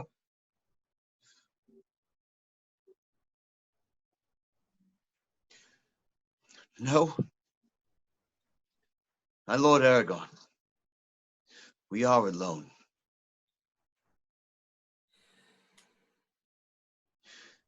Get the women and children into the caves. We need more time to lay provisions. There is no time. War is upon us. Meanwhile, Treebeard continues his walk through Fangorn Forest, Merry and Pippin resting in his branches, carried along by their fates. The Ents have not troubled about the wars of men and wizards for a very long time. But now something is about to happen that has not happened for an age. Entmoot. What's that? 'Tis a gathering. A gathering of what? Ents begin emerging from the forest and walking toward Treebeard. Many Ents walk to the middle of the gathering where Treebeard awaits. Beech, oak, chestnut, ash. Good, good, good. Many have come. Now we must decide if the Ents will go to war. In the courtyard of Helm's Deep, there's a mass organized movement of people gathering their belongings. They trudge together into hiding. Soldiers assist the elderly and infirm in getting themselves into the caves. Aragorn works his way through the throng and explains the plan to Legolas. We'll place the reserves along the wall. They can support the archers from above the gate. Aragorn, you must rest. You're no use to us half alive. Aragorn! Aragorn! I'm to be sent with the women into the caves. That is an honorable charge.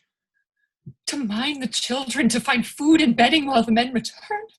What renown is there in that? My lady, a time may come for valor without renown. Who then will your people look to in the last defense? Let me stand by your side. It is not in my power to command it. You do not command the others to stay. They fight beside you because they would not be parted from you. Because they love you. I'm sorry. She pushes past him and follows the people into the caves. Women and children comfort each other as they trudge their way inside. They regard their new homes with fear and doubt. The expansiveness of the caves holds thousands of Rohirrim. The caves seem to go on forever. There are tearful goodbyes from wives, mothers, young siblings, and children, as old men and boys are drafted into service and taken away from their families to fight. Swords are passed out to the miserable army. Farmer, farriers, stable boys, these are no soldiers. I most have seen too many Windhouse. Or too few. Look at them, they're frightened. I can see it in their eyes. The people around him stop and turn to look at Legolas. Boyahun, Nelerhireind, Dankerminig. Siberiatharchin, Amarna Ned Elras. Aragorn, Menina Daglachian Hu Referi, Nagadagan Iron. Then I shall die as one of them. I just let him go, laddie. Let him leave. Night falls on Helm's Deep. Soldiers stand at the battlements. The plains before the deep are quiet, like the calm before a storm. In the king's chamber, Gamling approaches King Theoden. Every villager able to wield a sword has been sent to the armory. Theoden stands silently, unarmed and armorless. My lord? Who am I, Gamling? You are our king, sire. And do you trust your king? Your men, my lord, will follow you to whatever end. To whatever end. Where is the horse and the rider? Where is the horn that was blowing? They have passed like rain on the mountains, like wind in the meadow. The days have gone down in the west, behind the hills, into shadow. How did it come to this? The Uruk-Hai army closes in on Helm's Deep and begins to take their positions. Theoden stands still as Gamling adjusts his armor. On the edge of Fangorn Forest, the animate trees stir. The Ents move and groan. Pippin rests against a root. Merry paces impatiently. It's been going for hours. You must have decided something by now. Decided? No. We only just finished saying good morning. But it's nighttime already. You can't just take forever. Oh, don't be hasty. We're running out of time. Soldiers move to and fro, preparing Helm's Deep for the imminent attack. Aragorn sits on the steps of the hall, pondering the inevitable. He glances across the steps.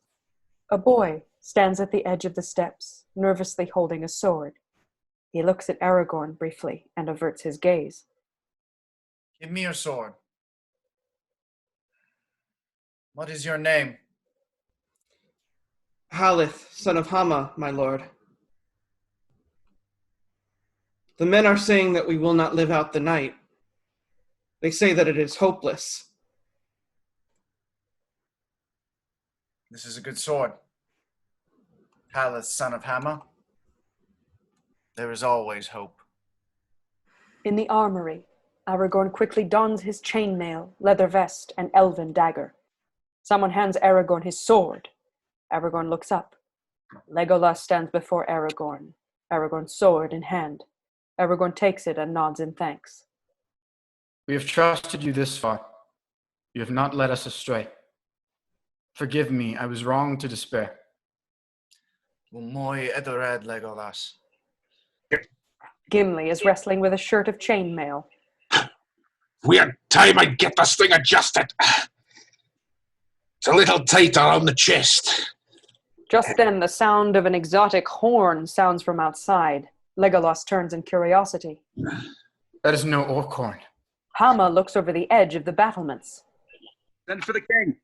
Open the gate! The order passes down the wall. An army of Lothlorien elven archers march up the causeway into the Hornburg. The soldiers look upon them in wonder and excitement. Theoden walks down the steps of the hall. How is this possible? I bring word from Elrond of Rivendell. An alliance once existed between elves and men. Long ago, we fought and died together. We come to honor that allegiance. Magovan and Haldir, you are most welcome. The army of elves performs a left face and stands before Theoden for his review. Haldir bows before him. We are proud to fight alongside men once more. The men and elves stand ready and watchful on the battlements of Helm's Deep. Every inch of space overlooking the sides of the wall is covered. Across the plains before Helm's Deep, an enormous army lit by torches approaches the heavily manned battlements. Legolas watches before a complement of archers. The top of a helmet is just visible over the edge of the wall. You cooked and picked a better spot. Well, lad, whatever luck you live by, let's hope it lasts a night. Lightning flashes and thunder rolls. The lightning illuminates the night, revealing the sheer size of the sea of approaching Uruk-Hai. Your friends are with you, Aragorn. Let's hope they last the night. Theoden stands ready with his men. Lightning peals across the sky, accompanied by more thunder. Theoden looks up as it begins to rain. The men on the battlements are unmoved by the sudden downpour. An orc commander stands atop a rock, urging the sea of Uruk-Hai onward. Aragorn moves through the ranks of the elven archers. Show them no mercy, for you shall receive none. The two armies stand still opposite each other, each waiting for the other to move. Aragorn moves to the edge of the battlement. The Uruk-Hai stand impatiently, waiting their orders. Gimli jumps and strains to see. What's happening in there? What's happening? Shall I describe it to you? Or would you like me to find you a box? The entire Uruk-Hai army pounds their spears on the ground. The men and elves draw their swords and ready their arrows. Aldor, an old man, standing ready with his bow, loses his grip, and an arrow sails to the front line of Uruk-Hai and hits its mark. Hold! Hold! An Uruk-Hai groans and collapses to the ground, dead. The commander roars and thrusts his sword forward. The Uruk-Hai roar in response and run toward the battlements.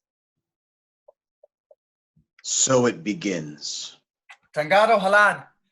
As one, the archers knock their arrows and stand ready to fire. Legolas speaks to Haldir. Their armor is weak at the neck and underneath the arms. The archers release their arrows and they find their marks. With every Uruk-Hai that falls, another replaces him. Did they hit the thing? Give them a volley. Fire! The order is passed to the men and the arrows fly. Many more Uruk-Hai are felled, but the advance continues. Come on, send them to me. Volley after volley of arrows are launched into the fray, felling the front line over and over, but the advance cannot be halted. Uruk-Hai launch arrows from crossbows into the alliance. Elves and men fall to their doom among the approaching throng. The Uruk-Hai produce ladders and mount them against the wall. Ladders. Good.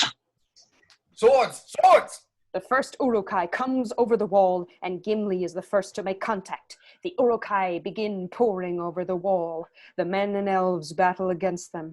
Gimli and Legolas take stock of each other. Legolas, 2 already. I'm 17. Oh, I'll have no pointy ear outscoring me. Gimli quickly turns and fells another Uruk-Hai climbing over the wall. Legolas fires more arrows at the invaders. 19. The battle rages on. More and more siege ladders are raised against Helm's Deep. More and more Uruk-Hai flood in. Not too far away, in the forests of Fangorn, the Entmoot continues. Treebeard turns from the Ents. Pippin paces. He looks up and gestures to Merry. Merry! We have just agreed. Yes? Huh? Oh, I have told your names to the Entmoot, and we have agreed. You are not orcs. Well, that's good news. And what about Saruman? Have you come to a decision about him? Oh, now don't be hasty, Master Meriadoc. Hasty! Our friends are out there. They need our help. They cannot fight this war on their own. War, yes. It affects us all, tree, root, and twig. But you must understand, young hobbit, it takes a long time to say anything in Old Entish, and we never say anything unless it is worth taking a long time to say. A large team of Uruk-Hai shield themselves like a turtle and make their way up the causeway to the main gate. Arrows bounce off of their shields. Nafanas! The elvish archers turn and fire at the Uruk-Hai on the causeway. The Uruk-Hai on the sides of the turtle formation fall, but the turtle keeps advancing. Theoden observes the battle. Is this it? Is this all you can conjure, Saruman? The answer comes swiftly. 2 Uruk-Hai carry a spiked ball toward the sluice gate of Helm's Deep.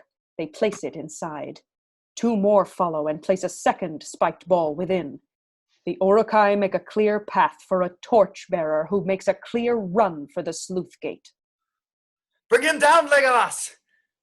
Legolas fires several arrows at the Uruk-Hai, but he continues to run. Dagohan! The Uruk reaches the spiked balls and throws himself on top of it. A massive explosion destroys an entire section of the wall, throwing men and Uruks in its wake. Theoden turns to the explosion, for the first time feeling the fear of the battle. Water flows out of the breach, and Uruk-Hai flow in. Theoden turns from the explosion to the turtle on the causeway. It has slowly made its way to the gate. The front shields of the turtle peel back to reveal a battering ram buried within. Brace the gate! Men force themselves against the gate, trying to hold it back. The Uruk-Hai pound the ram into the gate. The force of the hit throws the men back away from the gate. They quickly recover. Above the gate, soldiers throw down stones and spears in an attempt to disrupt the ram. The Uruk-Hai rush through the destroyed section of the deeping wall. Aragorn slowly comes to his feet. Gimli, still atop the wall, sees Aragorn's peril. Aragorn! Gimli jumps off the wall and lands in the sea of Uruk-Hai. He fights them off, but is soon overpowered and falls into the water.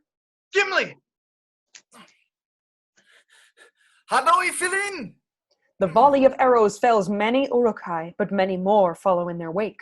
Aragorn holds his sword at the ready. Charge! The elves charge the approaching Uruk-Hai. When contact is made, ground is neither lost nor gained. Aragorn and the elves valiantly battle the Uruk-Hai with much success.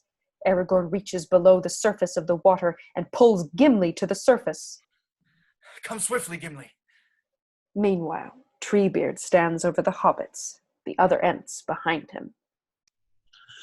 The Ents cannot hold back this storm. We must weather things as we have always done. How can that be your decision? This is not our war. But you're part of this world, aren't you? You must help. Please.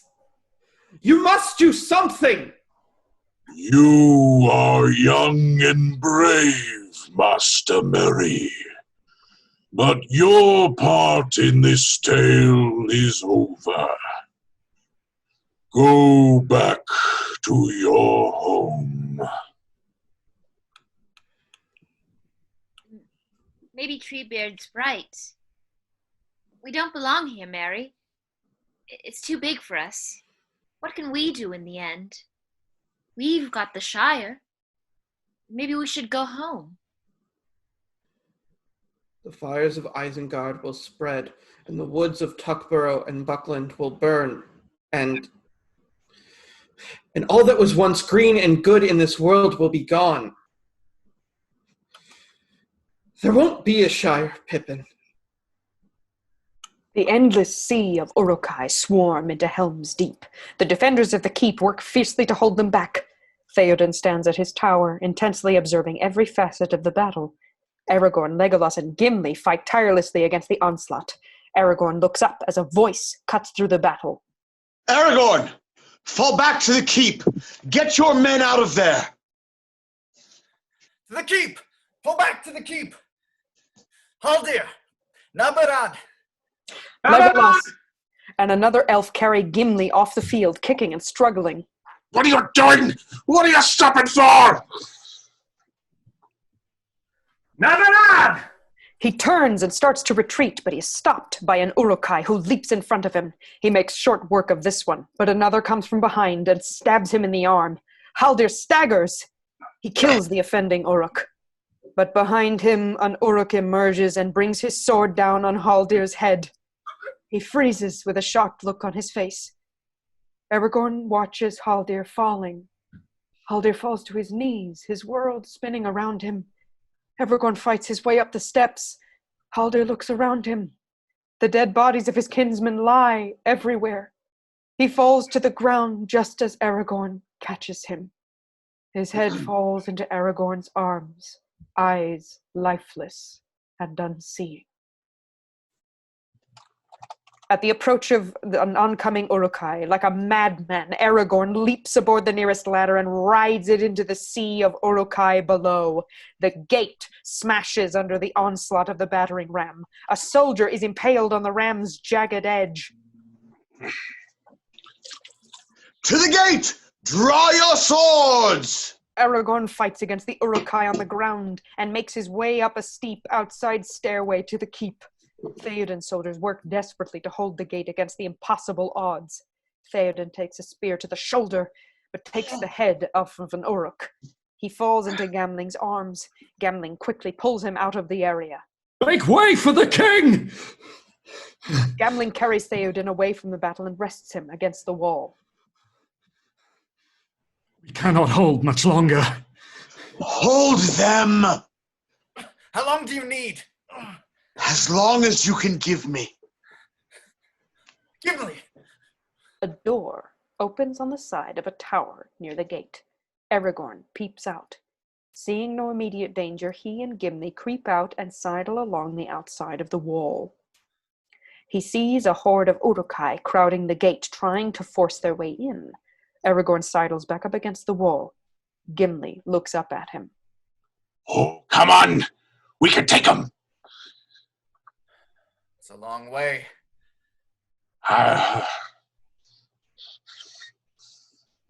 Toss me.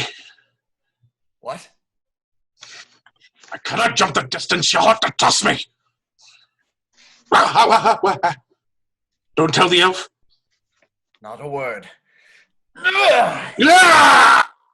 With one swift move, Aragorn tosses Gimli across the span and into the throng of Uruk-Hai, taking them by complete surprise. Aragorn jumps the distance himself and fights alongside Gimli. Aragorn and Gimli successfully delay the advance of the never-ending supply of Uruk-Hai, hacking them off the edges of the narrow causeway as quickly as they can advance. Theoden observes Aragorn and Gimli, and he turns back to his men. Shore up the door! A group of soldiers carry beams to dam up the door against the ocean outside. Aragorn and Gimli continue their efforts on the causeway outside the gate. The Uruk-Hai ready a gigantic crossbow and fire it up to the upper battlements. The soldiers fall back from its landing. The Uruk-Hai use the hooks as pulleys to pull great siege ladders laden with Uruk-Hai to the upper battlements. The ladders hook themselves on contact, and the Uruk-Hai make to continue the fight. Aragorn and Gimli continue holding off the onslaught on the causeway. Gimli! Aragorn! Get out of there! A final board is put in place to seal off the crack. Legolas calls to them from the top of the battlements and drops a rope. Aragorn! Aragorn grabs the rope in one hand and Gimli in the other. Legolas pulls them both to safety. The Uruk-Hai rush past them and attack the gate once more. More laden ladders are raised. The Uruks storm over the wall. Theoden moves away from the gate with Gamling. Pull everybody back! Pull them back! Pull back! Pull back! A hopeless swarm of Uruk-Hai stream up the ladders. They press against the outer wall. They charge the main gate. The scant supply of soldiers fire arrow fruitlessly against them. The Uruk-Hai break through the gate and pour in. They have broken through! The castle is breached! Retreat! Treebeard walks lazily through the forest, carrying Merry and Pippin in his branches. I will leave you at the western borders of the forest. You can make your way north to your homeland from there. Wait, stop! Turn around, take us south. South?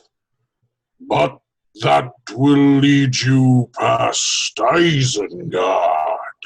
Yes, exactly. If we go south, we can slip past Saruman unnoticed. The closer we are to danger, the farther we are from harm. It's the last thing he'll expect. Oh, that doesn't make much sense to me. But then again, you are very small. Perhaps you're right.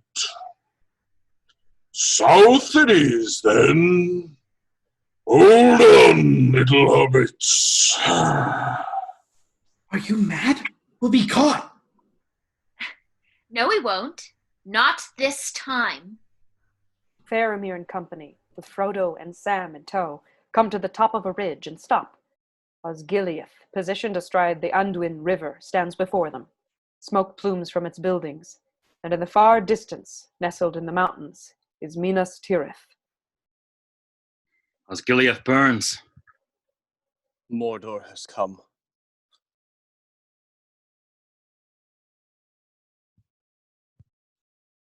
Please hear me. The ring will not save Gondor. It has only the power to destroy. Please, let me go. Hurry. Faramir, you must let me go. Merry, Pippin, and Treebeard reached the edge of Isengard. And a little family of field mice that climb up sometimes, and they always tickle me awfully. They're always trying to get somewhere that... Oh! The edge of the forest is utterly destroyed. Burnt stumps and mangled bits of trees are all that remains. Many of these trees were my friends. Creatures I had known from nut and acorn. I'm sorry, Treebeard. They had voices of their own. Saruman. A wizard should know better.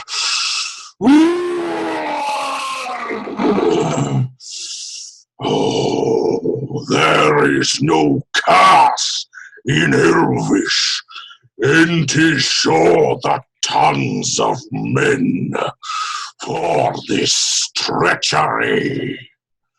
Look! Trees! They're moving! The borders of Fangorn Forest stir. Howls fall across the landscape. Where are they going? They have business with the orcs. My business is with Isengard tonight, with rock and stone. Oh. Ents, dozens of Ents pour out of Fangorn and stand behind Treebeard. Yes! Come, my friends, the Ents are going to war. It is likely that we go to our doom. Last march of the Ents. The Ents march behind Treebeard through the ruined portion of Fangorn, down the long slope to Isengard. Back in Osgiliath, Faramir and his rangers lead Frodo, Sam, and Gollum into the ruined city. Osgiliath is under siege. Soldiers run everywhere in its defense as the rangers pass in. Faramir, orcs have taken the eastern shore. The numbers are too great. By nightfall, we'll be overrun. Frodo. Calling to him, Sam. His eye is almost on me.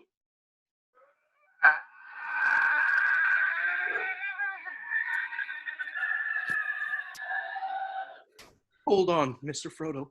You'll be all right. Take them to my father. Tell him Faramir sends a mighty gift, a weapon that will change our fortunes in this war. You want to know what happened to Boromir? You want to know why your brother died? He tried to take the ring from Frodo. After swearing an oath to protect him, he tried to kill him. The ring drove your brother mad.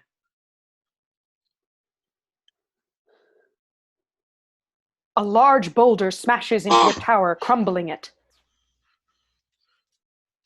Mr. Frodo!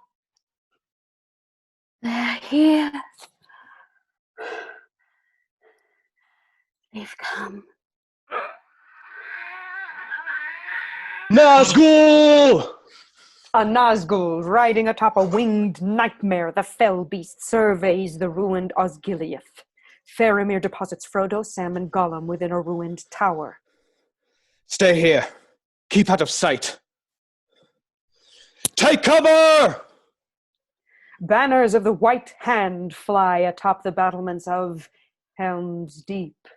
The Uruk-Hai are everywhere, and it is completely overrun. A band of Uruk-Hai run a battering ram into the door of the Great Hall. A group of soldiers work to barricade the door. The fortress is taken. It is over. You said this fortress would never fall while your men defend it. They still defend it. They have died defending it. Another deafening crunch. The women and children in the glittering caves panic. They cling to each other. Éowyn gives comfort where she can. Is there no other way for the women and children to get out of the caves? Is there no other way? There is one passage. It leads into the mountains. But they will not get far. The Uruk-Hai are too many. Tell the women and children to make for the mountain pass and barricade the entrance. So much death. What can men do against such reckless hate?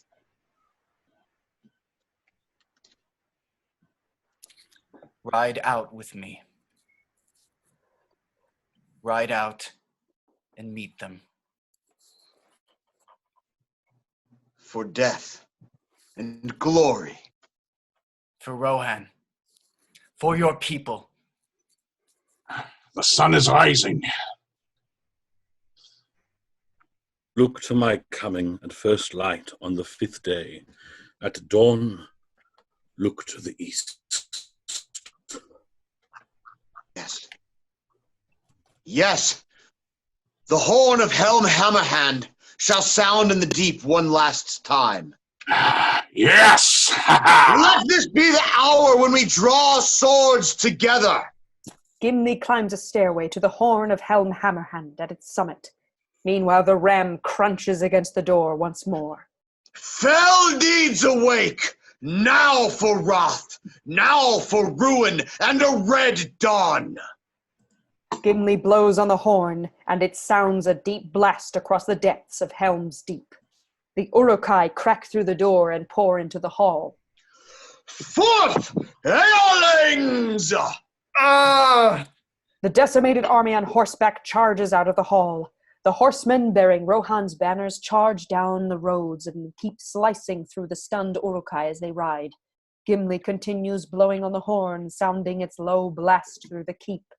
They charge out of the main gate and down the causeway, knocking Uruk-Hai off the narrow walkway as they go. It is their last stand.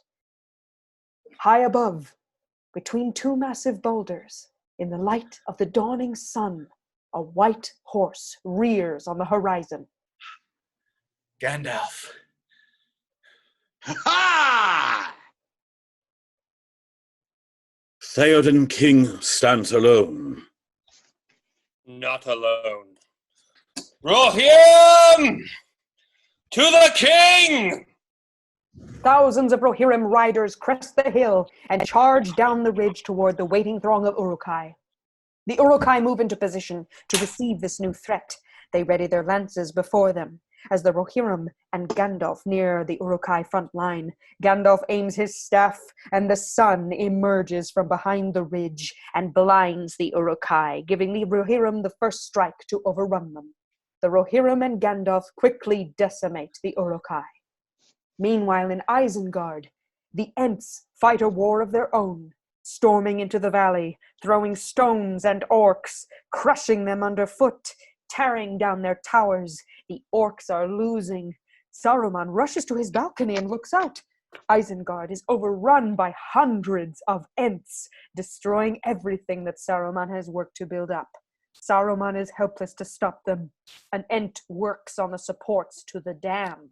Break the dam! Release the river! The Ent succeeds in breaking the supports.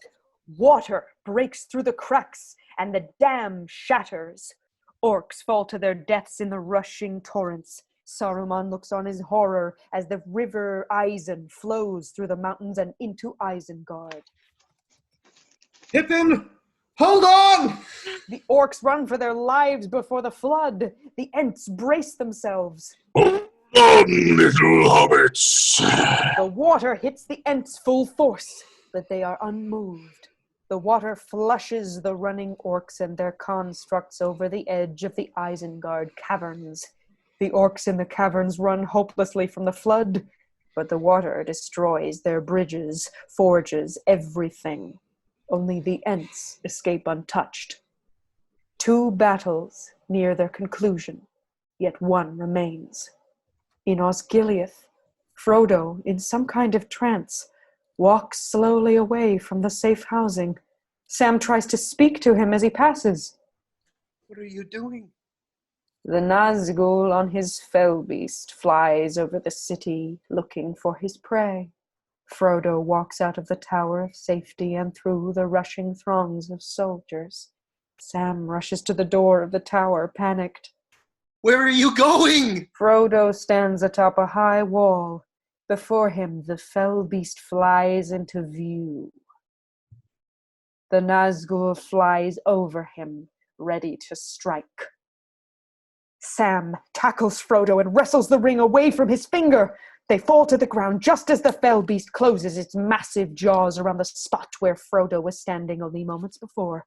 Faramir fires arrows into the side of the fell beast. The fell beast screams and flies away. Frodo rolls on top of Sam, pinning him to the ground. Frodo draws Sting, and he holds it at Sam's neck. It's me. It's your Sam. Don't you know you're Sam?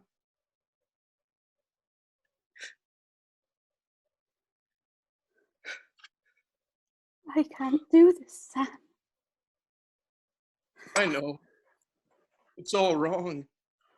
By rights, we shouldn't even be here. But we are. It's like in the great stories, Mr. Frodo. The ones that really mattered. Full of darkness and danger they were, and sometimes you didn't want to know the end. Because how could the end be happy? How could the world go back to the way it was when so much bad had happened? But in the end, it's only a passing thing, this shadow. Even darkness must pass. A new day will come, and when the sun shines, it will shine out the clearer. Those were the stories that stayed with you, that meant something, even if you were too small to understand why. But I think, Mr. Frodo, I do understand. I know now. Folk in those stories had lots of chances of turning back, only they didn't. They kept going because they were holding on to something.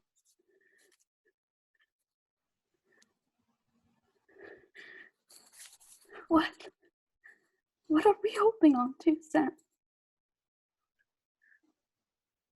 There's some good in this world, Mr. Frodo, and it's worth fighting for. Faramir approaches them. Sam stiffens at his approach. Faramir kneels to their level. I think at last we understand one another, Frodo Baggins.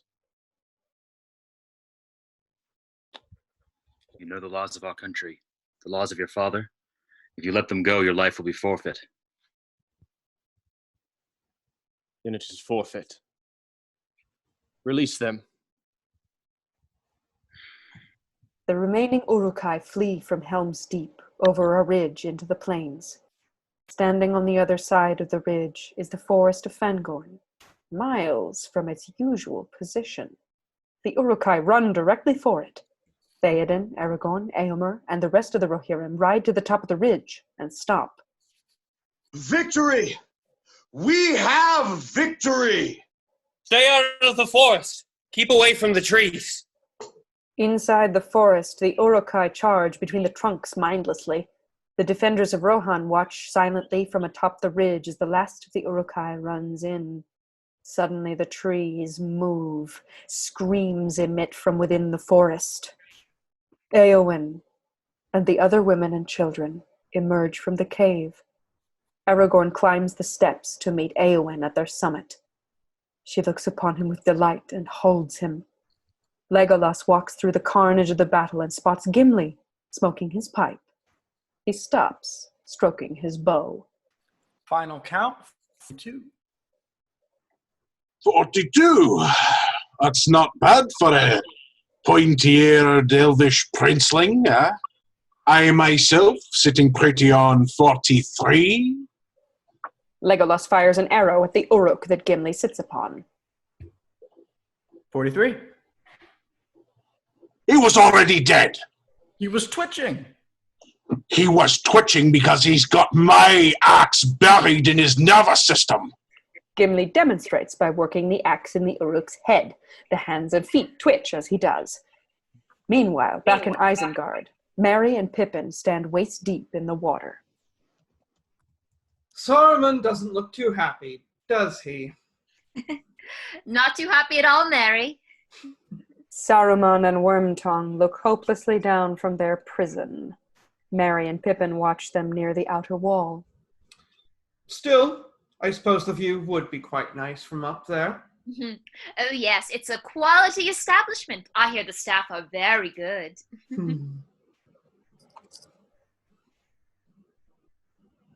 What are you doing?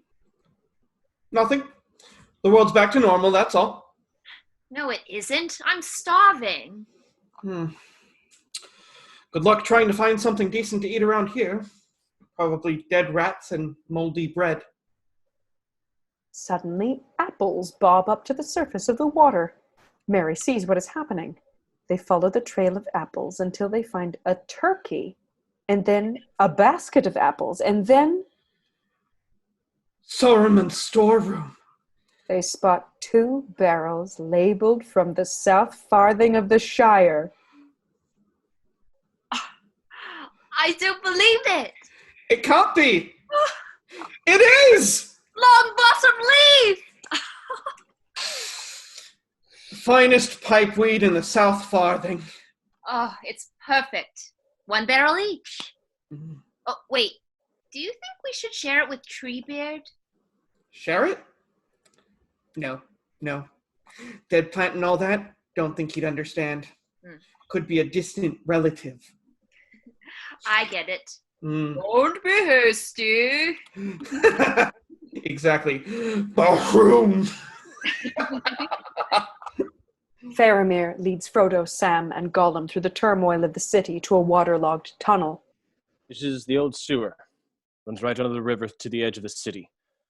You'll find cover in the woods there. Captain Faramir, you have shown your quality, sir. The very highest.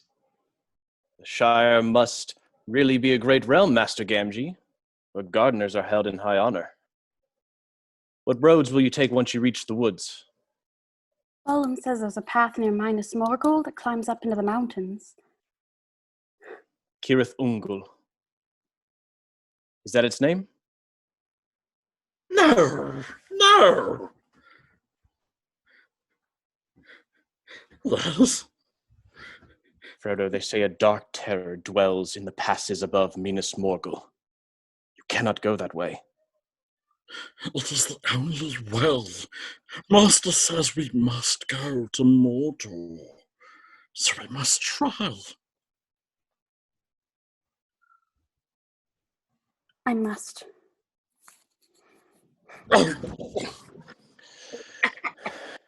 Go, Frodo. Go with the goodwill of all men. Thank you. Gollum starts to slink to the sewer, but Faramir grabs him by the back of the neck again, pinning him against the wall. May death find you quickly if you bring them to harm.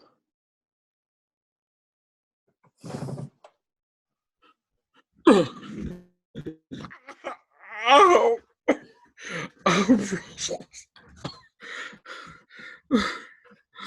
Frodo calls back to Gollum, who catches up with him.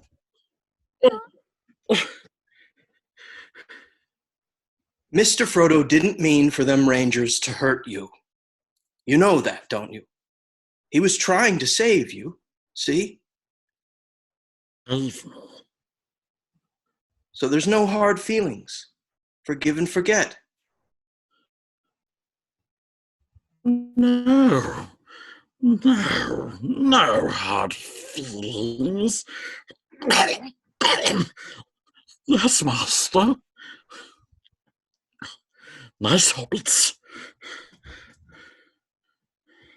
Very decent of you. Very decent indeed, Gollum. Gandalf, Aragorn, Legolas, Gimli, Theoden, and Éomer ride to the top of the rise in front of Helm's Deep, looking off into the distance. The skies over Mordor crackle and the darkness spreads. A plume of smoke rises from Mount Doom. The eye of Sauron radiates evil atop Barad-dûr, and thunder peals. The others look up to Gandalf.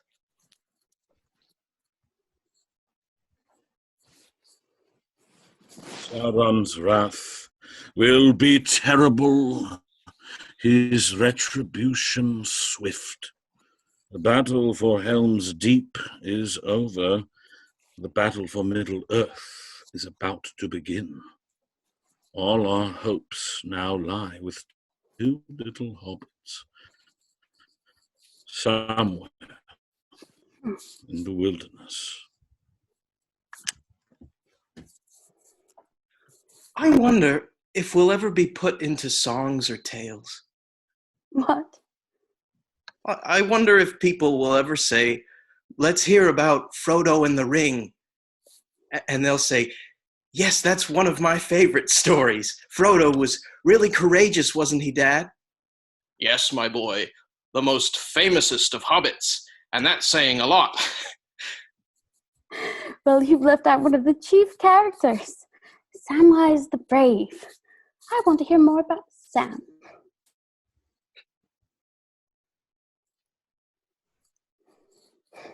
Frodo wouldn't have gone very far without Sam. Now, Mr. Frodo, shouldn't make fun. I was being serious. So was I.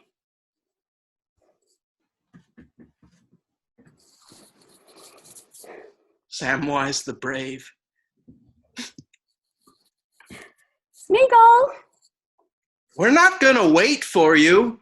Come on. Come on. Oh, Master looks after us. Master wouldn't hurt us. Master broke his promises. Don't ask Smeagol. Poor Smeagol. Master betrayed us. Wicked, tricksy, false. We ought to wring his filthy little neck. Kill him. Kill them both, and then we take the precious, and we be the master. But the fat hobbit, he knows, eyes always watching. Then we stab them out, put out his eyes, make him crawl. Yes, kill them both. Yes, no. It's too risky. It's too risky. Where is he? Where's he gone? Hey, Gollum! Where are you?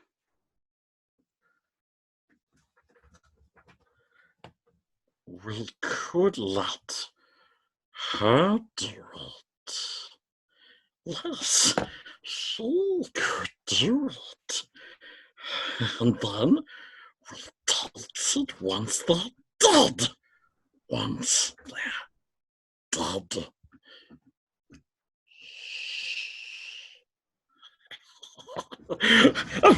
Come on, hobbits! Long ways to go, lad. Smeagol will show you the way. Follow me. Gollum leads the hobbits through the forest toward their eventual destination. Over the forest, we see Mordor, the Tower of Barad-dûr, the Eye of Sauron burning on its summit. Mount Doom belches fire and ash into the sky. Nazgul on fell beasts circle the skies. The end. Until next time. I'm Taylor Jackson Ross, and I've been your narrator. Signing off. And now for a word for our very own wizard. Gandalf? Thank you all for joining us for the second installment of J.R.R. Tolkien's Lord of the Rings, The Two Towers. I am John Cody Fasano, director of this performance, and I played Gandalf and Gollum, if you couldn't tell. We would like to dedicate this performance to the late William Dennis Hunt, beloved in the theater community, and to the late Sir Ian Holm, who immortalized Bilbo Baggins for generations to come.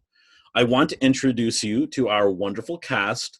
Lucia Fasano and Thomas Anawalt are Frodo and Sam. Not yet a Sir. Ian Runge is our Aragorn.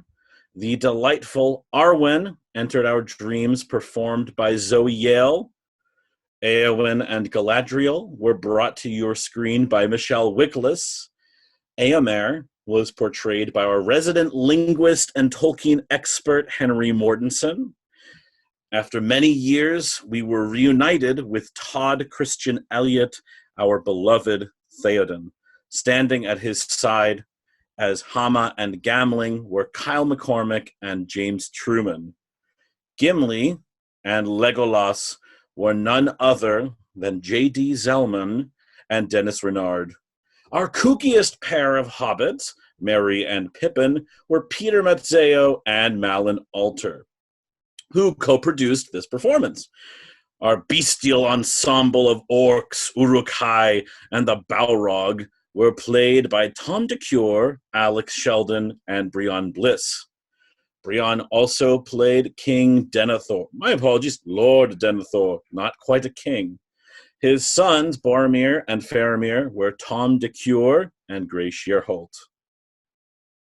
Elrond and Grima Wormtongue crept to the screen, portrayed by Jono Island. And lending us his deadly voice, Michael Hickson portrayed Saruman. This is our fellowship, and now it is yours. And I understand that in the comment section, people have been concerned about what is going to be coming next. So I leave this to you, good viewers and listeners. If you would like to see us do Return of the King next, put that in the comment section. Or if you would like us to do the Shakespeare adaptation, Verily a New Hope for Star Wars, comment that in the section. So have a wonderful night. Thank you for joining us on this journey.